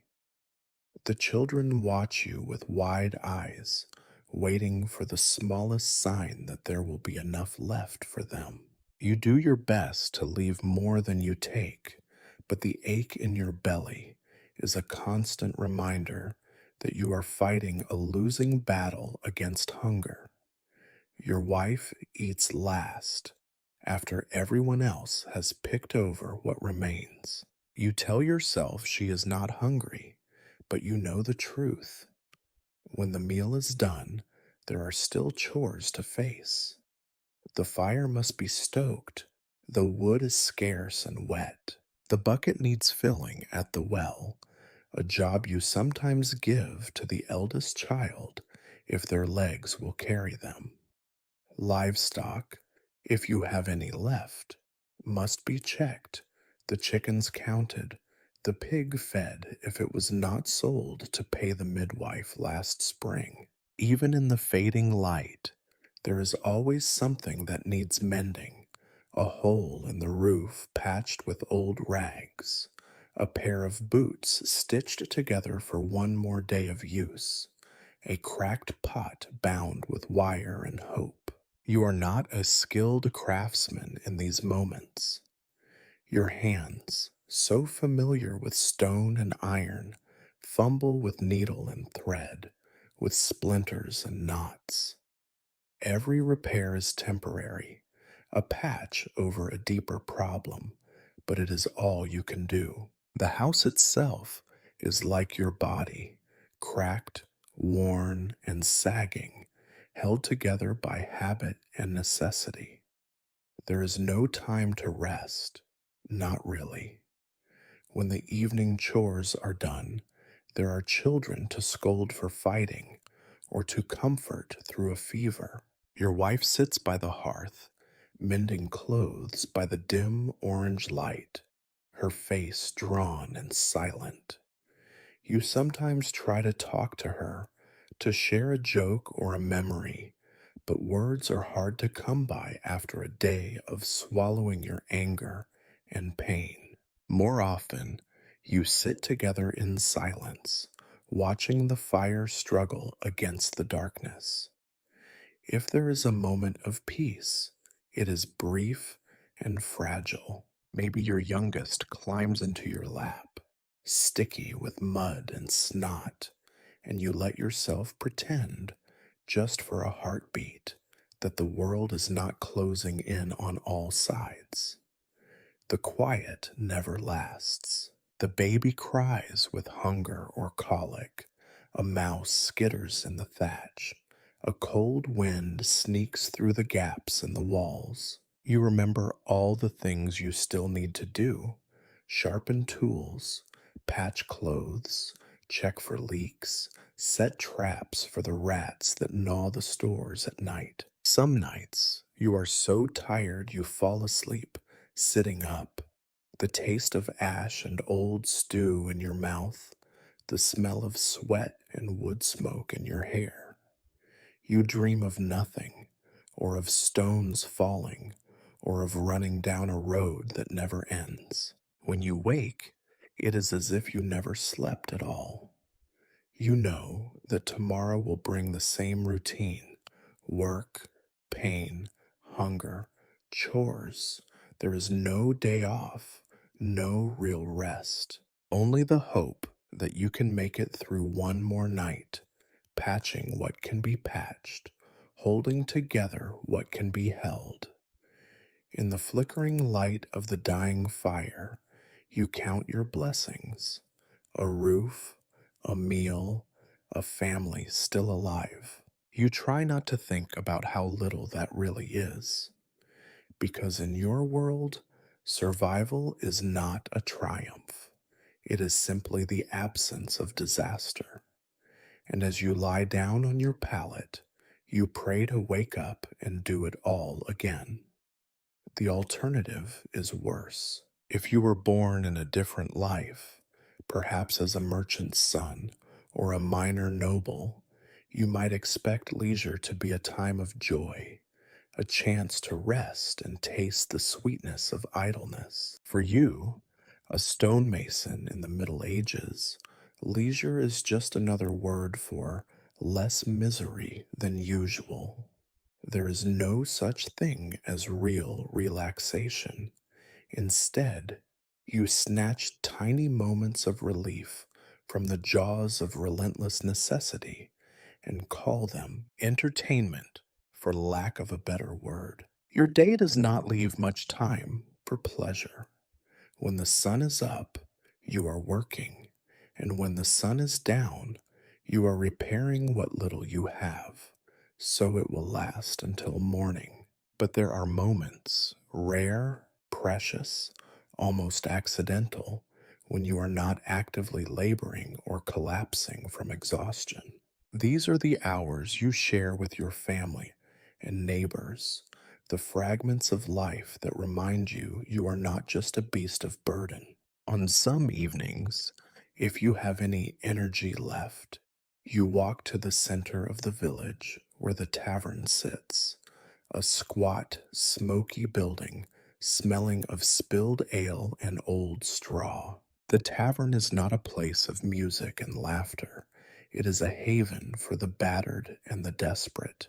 The benches are hard, the floors sticky, and the ale is so thin it might as well be dirty water. Still, you go, because for a few coins you can sit with other men who know your pain, and for a while pretend you are not all slowly grinding yourselves to dust.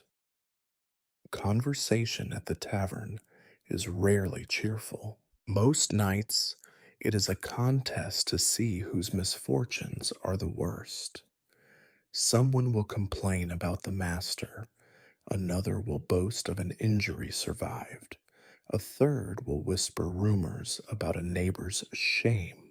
Laughter, when it comes, is bitter and sharp edged, rising up from the same well as your curses. If you are lucky, someone will bring news from another town, a scandal, a brawl, a wedding, or a birth. Something to remind you that the world is bigger than your misery. Sometimes, when the tavern is fuller than usual, an old man will pull out a battered lute or pipe, and a tune will snake through the crowd. It is not the refined music of the Lord's hall, but something raw and homespun, a rhythm that helps you forget the ache in your hands for a moment. You might even join in the singing, your voice cracking on the high notes, but no one minds. In a world of pain, even ugly music is a kind of mercy. There are other diversions, if you can call them that. On holy days or at the change of the seasons, the village holds a festival. The entire community gathers in the square, and for one day, work is replaced by noisy celebration. There are games, wrestling matches, foot races through the mud, contests to see who can drink the most sour ale without collapsing. The children play tag around the market stalls, while the adults look on, laughing or scolding or placing quiet bets. Sometimes there are prizes, a round of cheese, a loaf of bread, a pair of woolen socks. Once you saw a man win a pig, and the whole village feasted for a week. But even festivals are shadowed by hunger and rivalry. Someone always drinks too much and starts a fight. Old grievances resurface, an unpaid debt, a stolen chicken, a lover's betrayal. The joy is always tinged with desperation, and the day ends with someone limping home, blood on their face, cursing their luck. Tomorrow, the same men will work side by side, pretending nothing happened. Children, at least, seem to find a way to play no matter how bleak the world around them. They make toys from scraps of wood, fashion dolls out of rags, or chase each other through the lanes with a wild, contagious energy. You sometimes watch your own children at play and feel a pang of envy. For a few years, they are untouched by the grind of survival, their laughter real and bright. You know it will not last. But for now, you let yourself believe in the magic of childhood. Storytelling is another form of escape. In the evenings, when the work is done and the fire is low, you gather your family and tell tales, some true, most invented.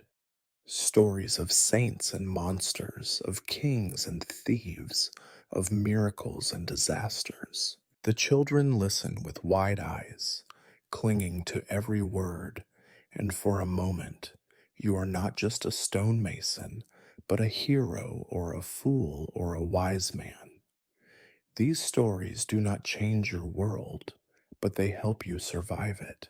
On the rarest nights, when the moon is bright and the air is warm, You sit outside and stare at the stars. You try to imagine a better life, a world where pain and hunger are not the only certainties. You know it is foolish, but hope is the only leisure you can truly afford. You hold on to it as tightly as you hold onto your tools, knowing that one day both will slip from your grasp. When the morning comes, leisure ends, and the grind begins again. You put away the memories of laughter, the scraps of song, the fading warmth of the fire, and return to the world of stone and sweat. Entertainment is a luxury for other people. For you, it is a stolen moment, gone as soon as it arrives, precious only because it is so rare. There is a joke among the men that if the stones you haul ever disappeared, the only things left standing in town would be the church and the gallows. And you know, deep in your bones, it is not really a joke at all. The church is everywhere. Its bell marks your days. Its priests mark your sins, and its demands mark your poverty. As a stonemason, you are both the church's servant and its victim.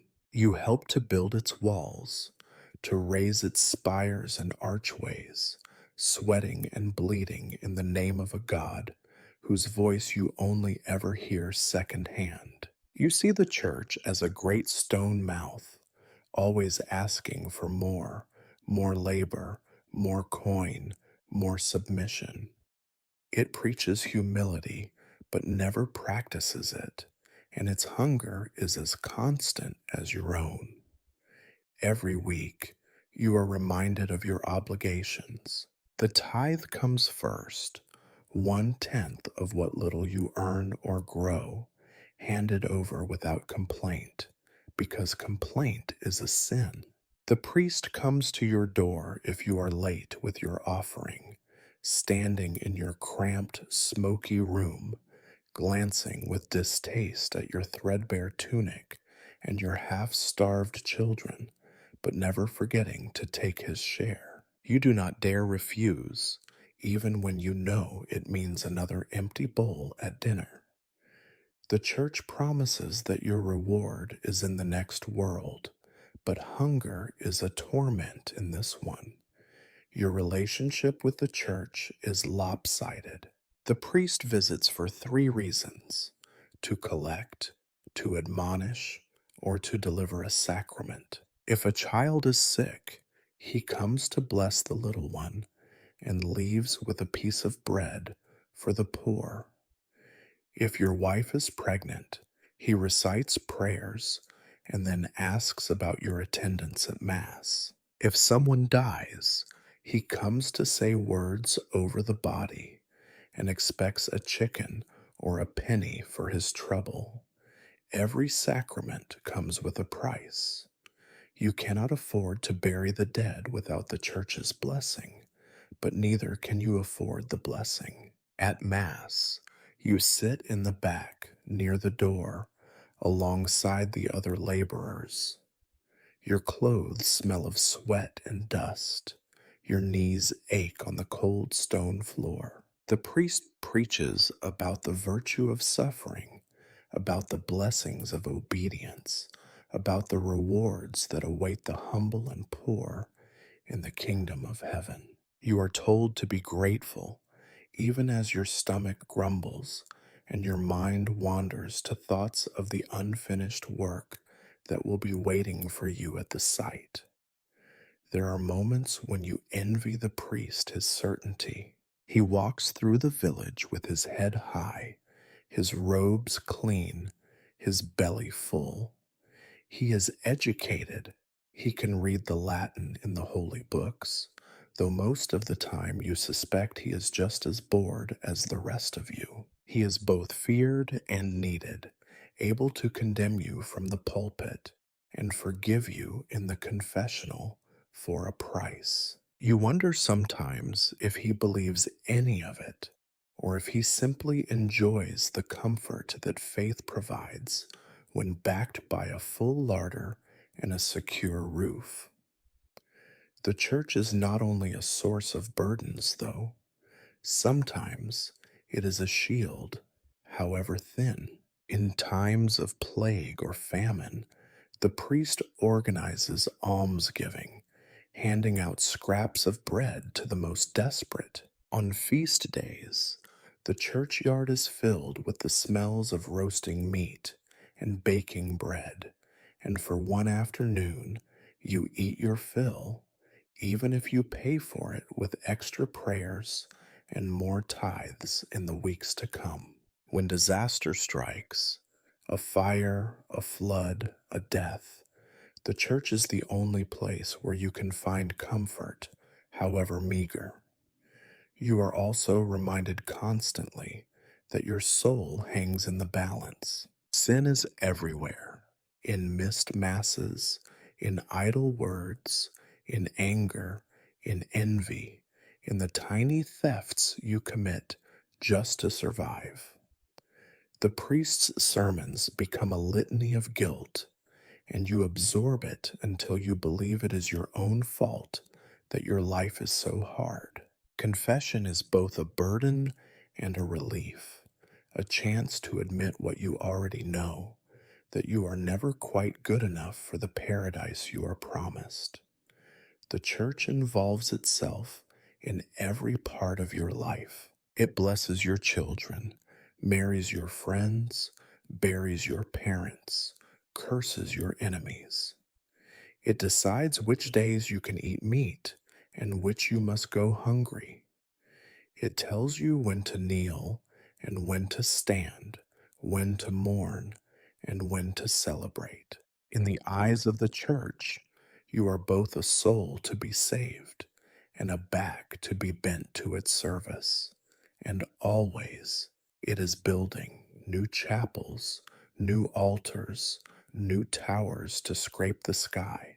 It is your labor that raises these monuments, your pain set in stone for the glory of God and the pride of men who will never lift a hammer themselves. You wonder sometimes if the cathedral will ever be finished, or if its endless construction is a metaphor for your own life, always working, never done, always promising, never delivering. There are times in the quiet after Mass when you look at the light filtering through the stained glass you helped set and feel something close to awe. For a moment, the misery lifts and you see what all your suffering has made. But the moment always passes. The cold returns. The hunger gnaws. The priest reminds you of your debts. And you remember, in this world, the church is as unyielding as the stone you shape, and your only hope is to endure its weight until you are nothing but dust beneath its floor. If there is one thing that grinds you down almost as much as the weight of stone, it is the ever present hand of authority. The law is not an abstract thing, it has faces, names, and an endless appetite for your misery. For a stonemason, the law is less a shield than a club, wielded by men whose greatest talent is making your life harder. The local constables and watchmen patrol the streets with an air of bored menace, their boots kicking up the same mud and filth you trudge through every day. They are rarely on your side. If you see them coming, you make yourself small, keep your head down, and hope they pass by without noticing you. To be noticed is almost always bad. A demand for your name, a question about your business, a search of your pockets, a reminder that you are always, in some way, a suspect. Petty crime is everywhere. Bread goes missing, chickens vanish, firewood disappears. Sometimes it is you who steals. More often, It is your neighbor. But the law never catches the real thieves. It is easier to arrest the unlucky or the friendless. You have seen men beaten in the street for crimes they did not commit, dragged before the magistrate to answer charges they barely understand. The verdict is never in doubt. Justice is not blind here, it just looks the other way. Punishments are swift and brutal. Fines are common, but most men have no coin to pay, so debts pile up like winter snow. A stolen loaf of bread means a hand chopped off, or a day in the stocks, or a whipping in the square. You have watched friends and rivals alike stand shivering as the crowd jeers and throws rotten vegetables, everyone secretly glad it is not them this time. There is no dignity in punishment, just pain and humiliation, followed by a return to the same hard life, only a little more broken. The law is not merely about crime, it is about control. The town council decides when you can work, where you can sell your labor, and how much you are paid, if you are paid at all. Regulations change with the seasons and the moods of the men in charge. One day, it is forbidden to use certain wells. The next, you must pay a new tax on your tools or prove your innocence against rumors of heresy. The law is a web, and you are always caught in it. If you are unfortunate enough to have a dispute over land, wages, or the line between two houses, you must go before the magistrate. The process is slow, expensive, and rigged against you. The rich and powerful always have the ear of the court. Your word counts for little. Bribes and favors grease the wheels of justice, and you do not have enough of either. You quickly learn that most conflicts are settled not by the law, but by threats, bargains, or the silent acceptance of defeat. There is also the ever present fear of being accused of something far worse than theft. Blasphemy, witchcraft, treason, these are not crimes with evidence or witnesses. They are accusations whispered in the wrong ear, and they can destroy you as quickly as any falling stone. You have seen good men vanish overnight, their families left behind to beg or starve. No one asks questions. The law does not answer. Taxes are another tool of authority, an endless drain on what little you have. There are taxes on bread, on ale, on salt, on windows, on firewood, on the very right to walk the streets. Sometimes it feels as if there is a tax on breathing. You pay or you suffer. If you protest, you are called a troublemaker, and the consequences are swift. The constables come for you, and you are taught the value of obedience by the lash. You know the law is not for you. It exists to protect those who already have everything, to punish those who have nothing, and to remind everyone in between that their lives hang by a thread. Still, you try to keep your head down. You teach your children to be polite, to answer questions with yes or no, to run at the first sign of trouble. You avoid the tavern after dark. Keep your voice low when talking about the bishop or the mayor, and never, ever complain where the wrong ears can hear.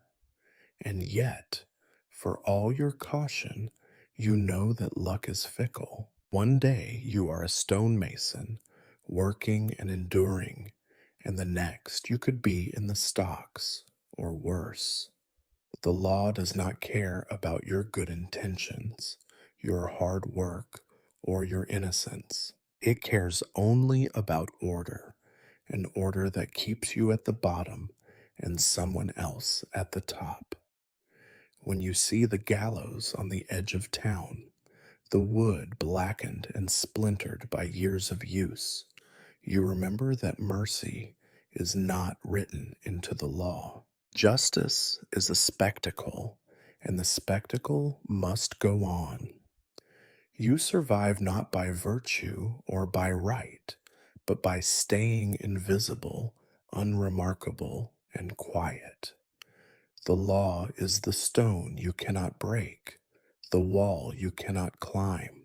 All you can do is live in its shadow, hoping that, for one more day, it will forget your name. You may think that the worst thing in your life is the daily grind, the endless hauling, the hunger, the cold, but the world is full of dangers that care even less for your suffering than the master, the bishop, or the law. Nature itself is a cruel overseer, indifferent and always lurking, ready to take what little you have managed to scrape together. In the life of a stonemason, you do not just fear the cruelty of men, you fear the violence of the earth and sky. The most terrifying disaster is fire. You know the smell of smoke better than you know the taste of fresh bread. A single careless spark, a tipped candle, a cooking fire left unwatched, and the whole village can vanish in a matter of hours. The houses are built close together, thatched roofs brushing against each other, walls made of wood and wattle, patched with flammable dreams. Fire does not discriminate.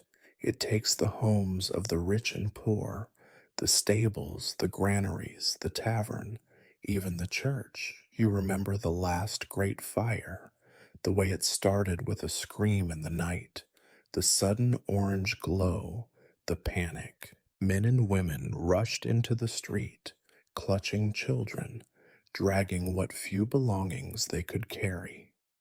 The sky rained embers. Buckets of water were useless.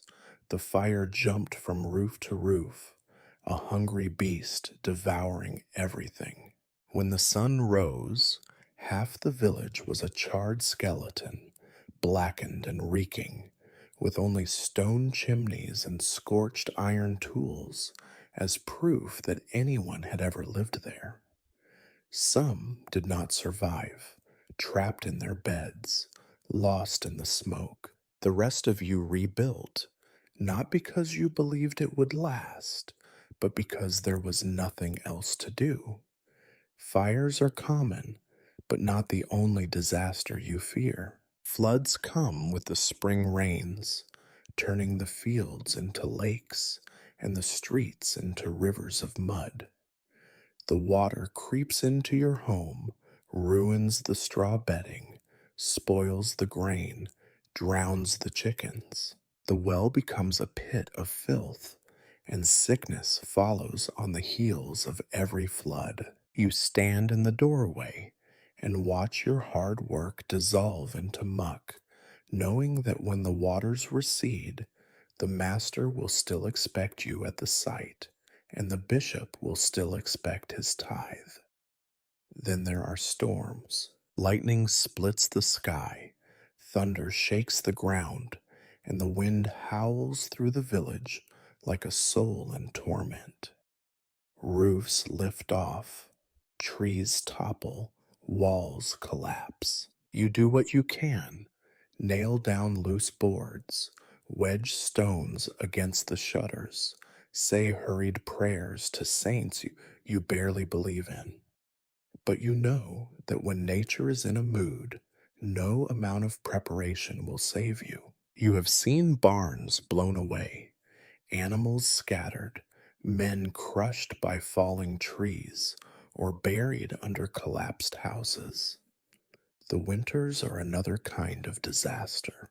The cold creeps in early, and stays late, gnawing at your bones, freezing the mud into stone, making every breath a small act of defiance. Food runs short, wood runs out, and illness sweeps through the cramped houses like a scythe. You learn to sleep in shifts, huddling together for warmth, waking in the morning to scrape ice from the inside of the windows. Sometimes the old or the young simply do not wake at all. Pestilence is always lurking in the shadows. Rats and fleas are your constant companions, and you know well the stories of the Black Death, of whole villages wiped away in a single season.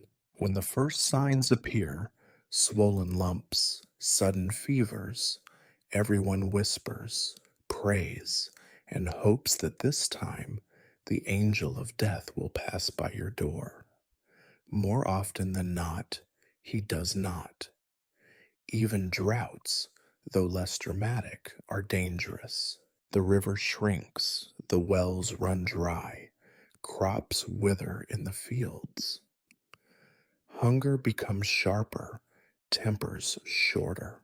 You watch your children grow thin, your neighbors grow desperate, and you wonder how many days you can go without bread before you too will risk the noose for a loaf. Nature does not care about justice or fairness.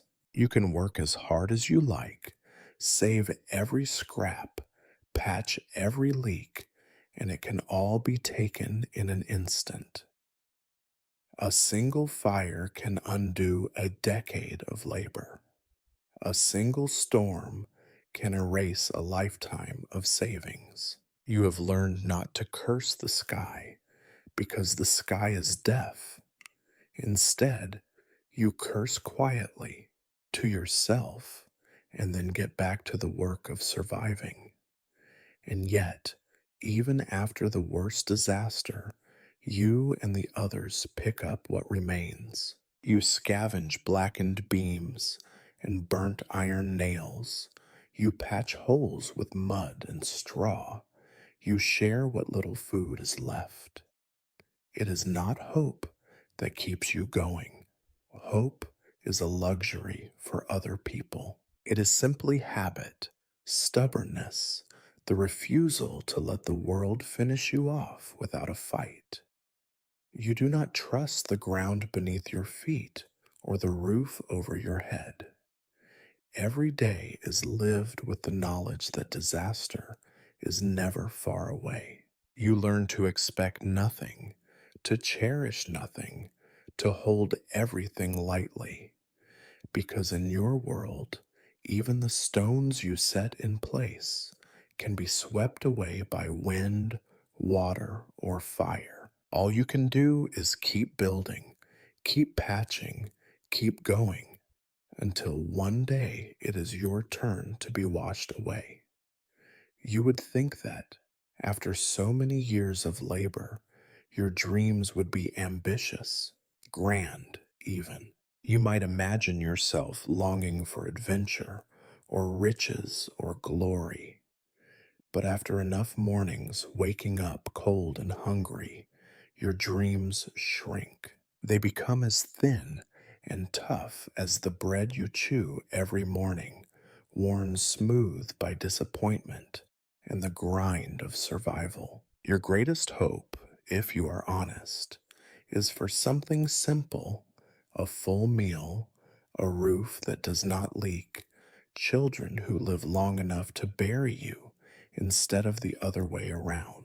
Sometimes you let yourself imagine something more extravagant: a pair of new boots, a piece of pork fat in the stew, a winter without frostbite.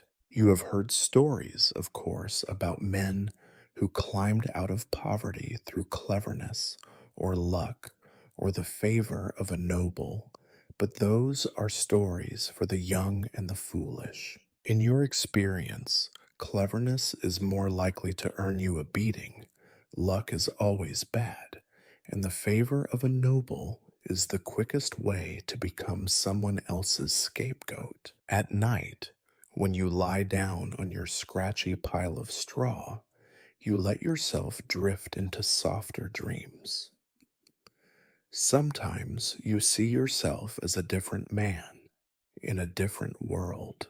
Perhaps you are a landowner, walking your own fields, not afraid of the tax collector or the master's ledger. Maybe you are a craftsman so skilled that people come from miles around to see your work and pay you in gold. Once you dreamed you were a bird, soaring above the rooftops, free from hunger and pain.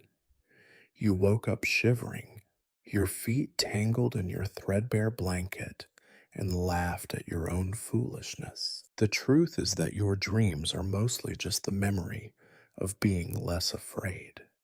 Fear is the air you breathe. It shapes every day and every night. You fear the stones you work with. They are heavy, unforgiving, always on the edge of slipping. You fear the master's temper, the priest's visit, the constable's suspicion. You fear illness, the cough that will not go away, the fever that leaves you shaking, the swelling that means another mouth will go hungry. You fear losing your work, being replaced by someone younger or stronger, or simply by a whim you cannot control. You fear for your children most of all. You see them running through the mud, laughing and shouting, and you pray that their luck will hold a little longer. You try to teach them what they need to know: how to avoid trouble, how to hide a crust of bread, how to recognize the first signs of a bad man's anger. But you know there is only so much you can do. Sometimes, at night, you lie awake and count their breaths in the dark, half expecting one to stop. There are darker fears, too, the ones you do not speak of. You fear dying at the work site, crushed under a stone or slipping from the scaffold, your body left as a warning for the others. You fear lingering, growing too weak to work, too sick to care for your family, becoming a burden or worse, a beggar at the church door. You have seen what happens to men who can no longer work. The village looks away, ashamed, but no one has enough to spare. Worst of all is the fear that none of it means anything, that the stones you lift, the walls you build, the sweat and blood you pour into your days, none of it will last. The cathedral will stand, perhaps, but your name will not. The house you patch each winter will be someone else's ruin in a few years. Even your children, if they survive, will inherit only the struggle and maybe a handful of stories, none of them heroic. Sometimes you envy the animals. The pig eats scraps and sleeps in the mud, but it never worries about the master's temper or the winter's cold. The village dogs wander where they please, beg from anyone, and sleep in the sun. You, on the other hand, spend your life working so hard you barely have time to think, let alone enjoy yourself. You wonder what it would be like to live with nothing but instinct, to want, to eat, to sleep, to die, all without ever knowing fear. And yet you keep going. You get up every morning, face the same dangers, the same grinding repetition, the same insults and losses. There is a kind of stubbornness in survival, a refusal to get quit even when it would be easier. Sometimes, in the brief moments between work and sleep, you feel a flicker of pride, not for what you have built, but simply for having endured. You tell yourself that surviving another day is its own kind of victory. Still, the dreams come. Sometimes they are nightmares. The roof falling in, your child's face pale with fever, the scaffold breaking under your feet. Other times, they are softer, dreams of laughter, of a hot meal, of an easy morning. You cherish these, knowing they are as fragile as spider silk. In the end, your dreams and fears are much the same. They are not about greatness or glory, but about endurance. You hope, you fear, you keep going. Maybe that is all there ever is. If you survive long enough in this world of stone and want, you reach a point where every day is measured not in hopes, but in what your body can still do before it betrays you. There are not many old stonemasons. The work is designed to thin your ranks, to punish the slightest weakness, to grind you down until you are as broken as the stones you shape. Still, a few make it, battered, bent, and barely able to lift a hammer, but alive. For a while, anyway. By the time you reach the age of 30, you are already considered old by the standards of your trade. Your back is hunched, your hands are knotted with swollen joints and old injuries, your teeth are few and loose. Every morning, it takes longer to get out of bed.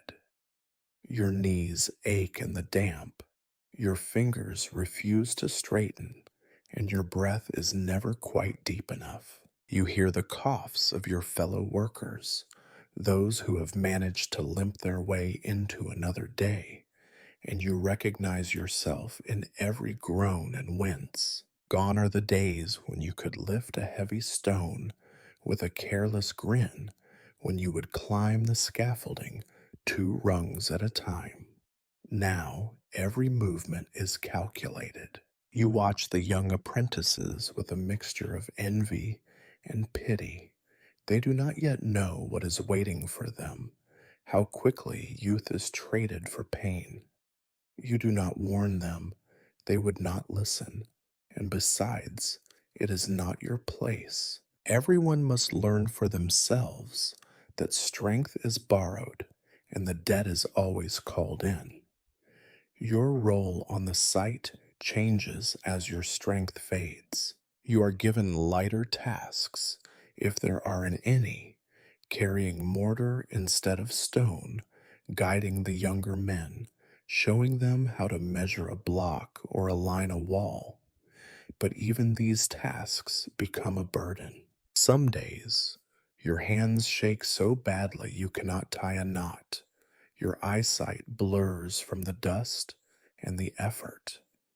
The master's patience, never generous, grows even shorter. You are a liability now, a mouth to feed that does not pull its weight.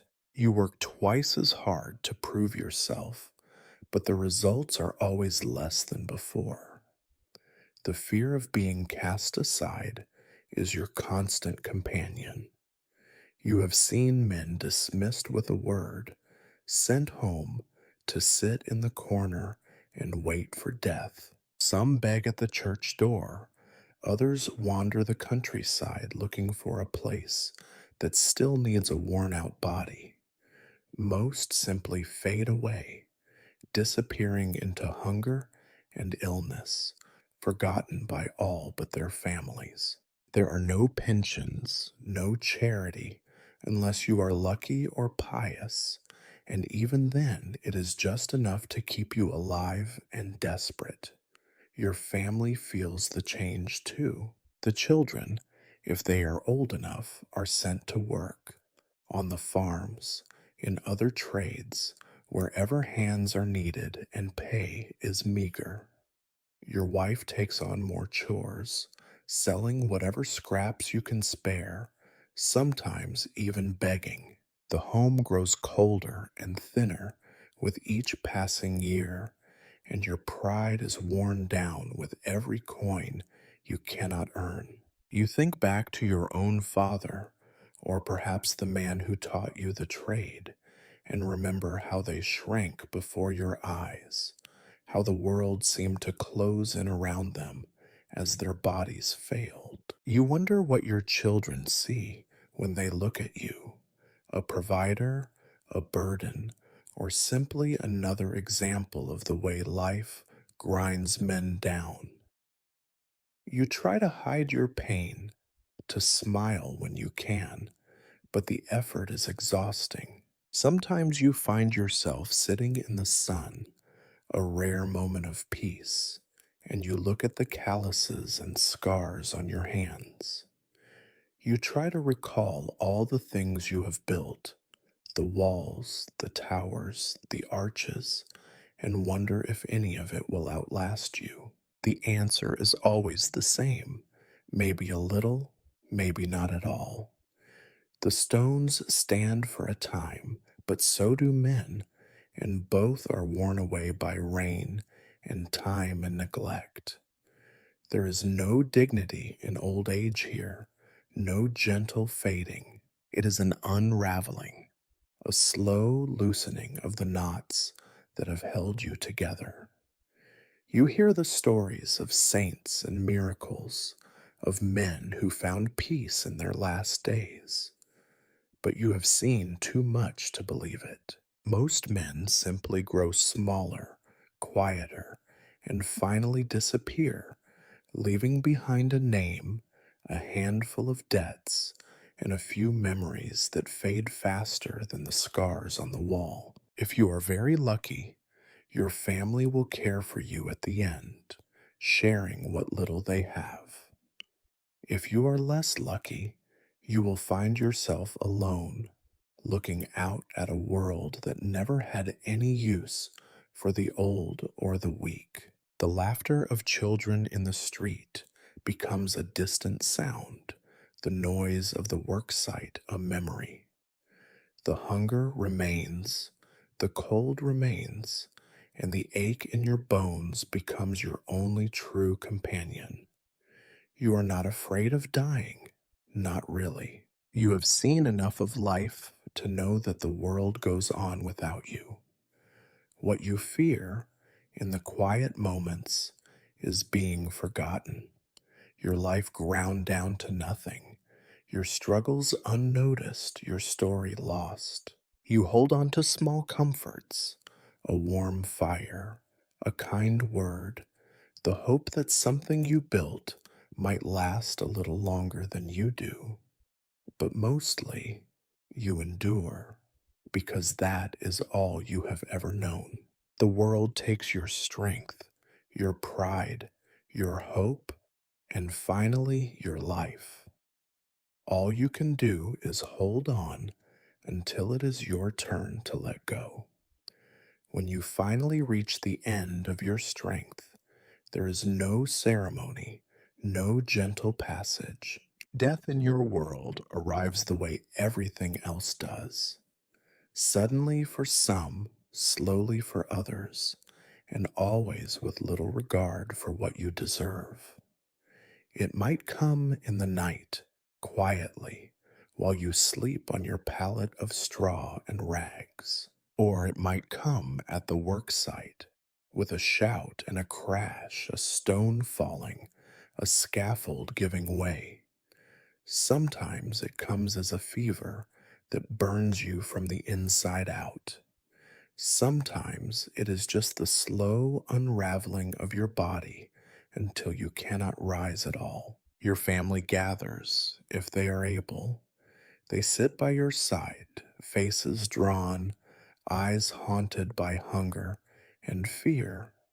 There are few words, because everyone knows that words do not fill empty bellies or patch leaking roofs. The priest might come, if you are lucky and can pay him, to offer the last rites and remind you of sins you never had the chance to avoid. He sprinkles holy water, mutters prayers in Latin, and asks quietly if there is anything to be left to the church. You try to hold your children's hands if you have any strength left. You want to tell them something important: how to survive, how to find small joys, how to keep going when the world is cold and empty. But the words stick in your throat, choked by the weight of a life spent enduring instead of speaking. Maybe you tell them you love them. Maybe you just look at them, hoping they will understand. When your breathing slows and your eyes cloud, there is no miracle. Your last thoughts are probably practical. Will your wife manage without you? Will the children eat? Who will patch the roof, fetch water, bring in the firewood? The world you leave behind is as unforgiving as the one you inhabited, and the hole you make by leaving is quickly swallowed by the day's demands. Your body is prepared with whatever dignity the family can afford. The neighbors help, but there are no elaborate coffins or marble markers. Perhaps there is a rough wooden box, more likely just a shroud or an old blanket. The grave is dug in the parish cemetery, in the section reserved for those who could never afford a proper monument. The earth is hard, the hole shallow, the priest's prayers too hurried and distracted. A few of your friends might remember to come. They stand in silence, hats in hand, thinking of their own aches and losses. The words spoken over you are the same as for every other poor soul: ashes to ashes, dust to dust. May God have mercy. Your children cry or do not, depending on how much sorrow is left in them. Your wife lowers her head and wonders what will come next. Life, in its blunt way, simply continues. After the funeral, there is little left of you except what you built: the walls you helped raise, the towers you slaved over, the church whose stones bear the marks of your tools. These might last for years or even centuries, but no one will remember your name. Children will run their hands along the rough stone and never know the pain that set it there. Priests will stand in pulpits you shaped, preaching to the next generation of the poor, oblivious to the labor that holds up their sanctuaries. Perhaps, for a short while, your family remembers you. They speak your name in the evenings, recall the stories you told, the small kindnesses you managed. But hunger and need do their work, and soon those memories fade, replaced by the struggle to survive another day. Even the patch you made in the roof or the stool you mended becomes just another object, used and worn until it, too, disappears. In the end, you are not so much mourned as absorbed back into the world, your labor fueling the lives of others, your story a whisper, your bones turning to dust beneath the same soil you toiled above. Your legacy is not glory or wealth or recognition. It is endurance, the quiet, unheralded persistence that keeps a family alive for one more day, that stacks stone upon stone even when hope has run out, that endures in silence because there is no other choice. Maybe 100 years from now, a traveler will pause to admire the ancient church or the solid city walls and wonder at the hands that built them. They might speak of the artistry, the vision, the grandeur of the men who designed it.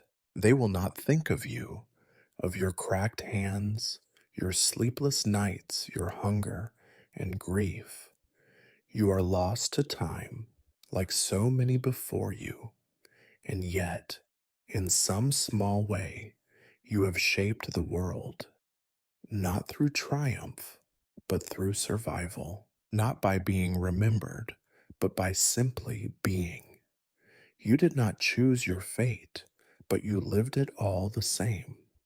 Your story is not one of heroes or saints, but of ordinary endurance, a brief spark in the darkness, gone almost before it began.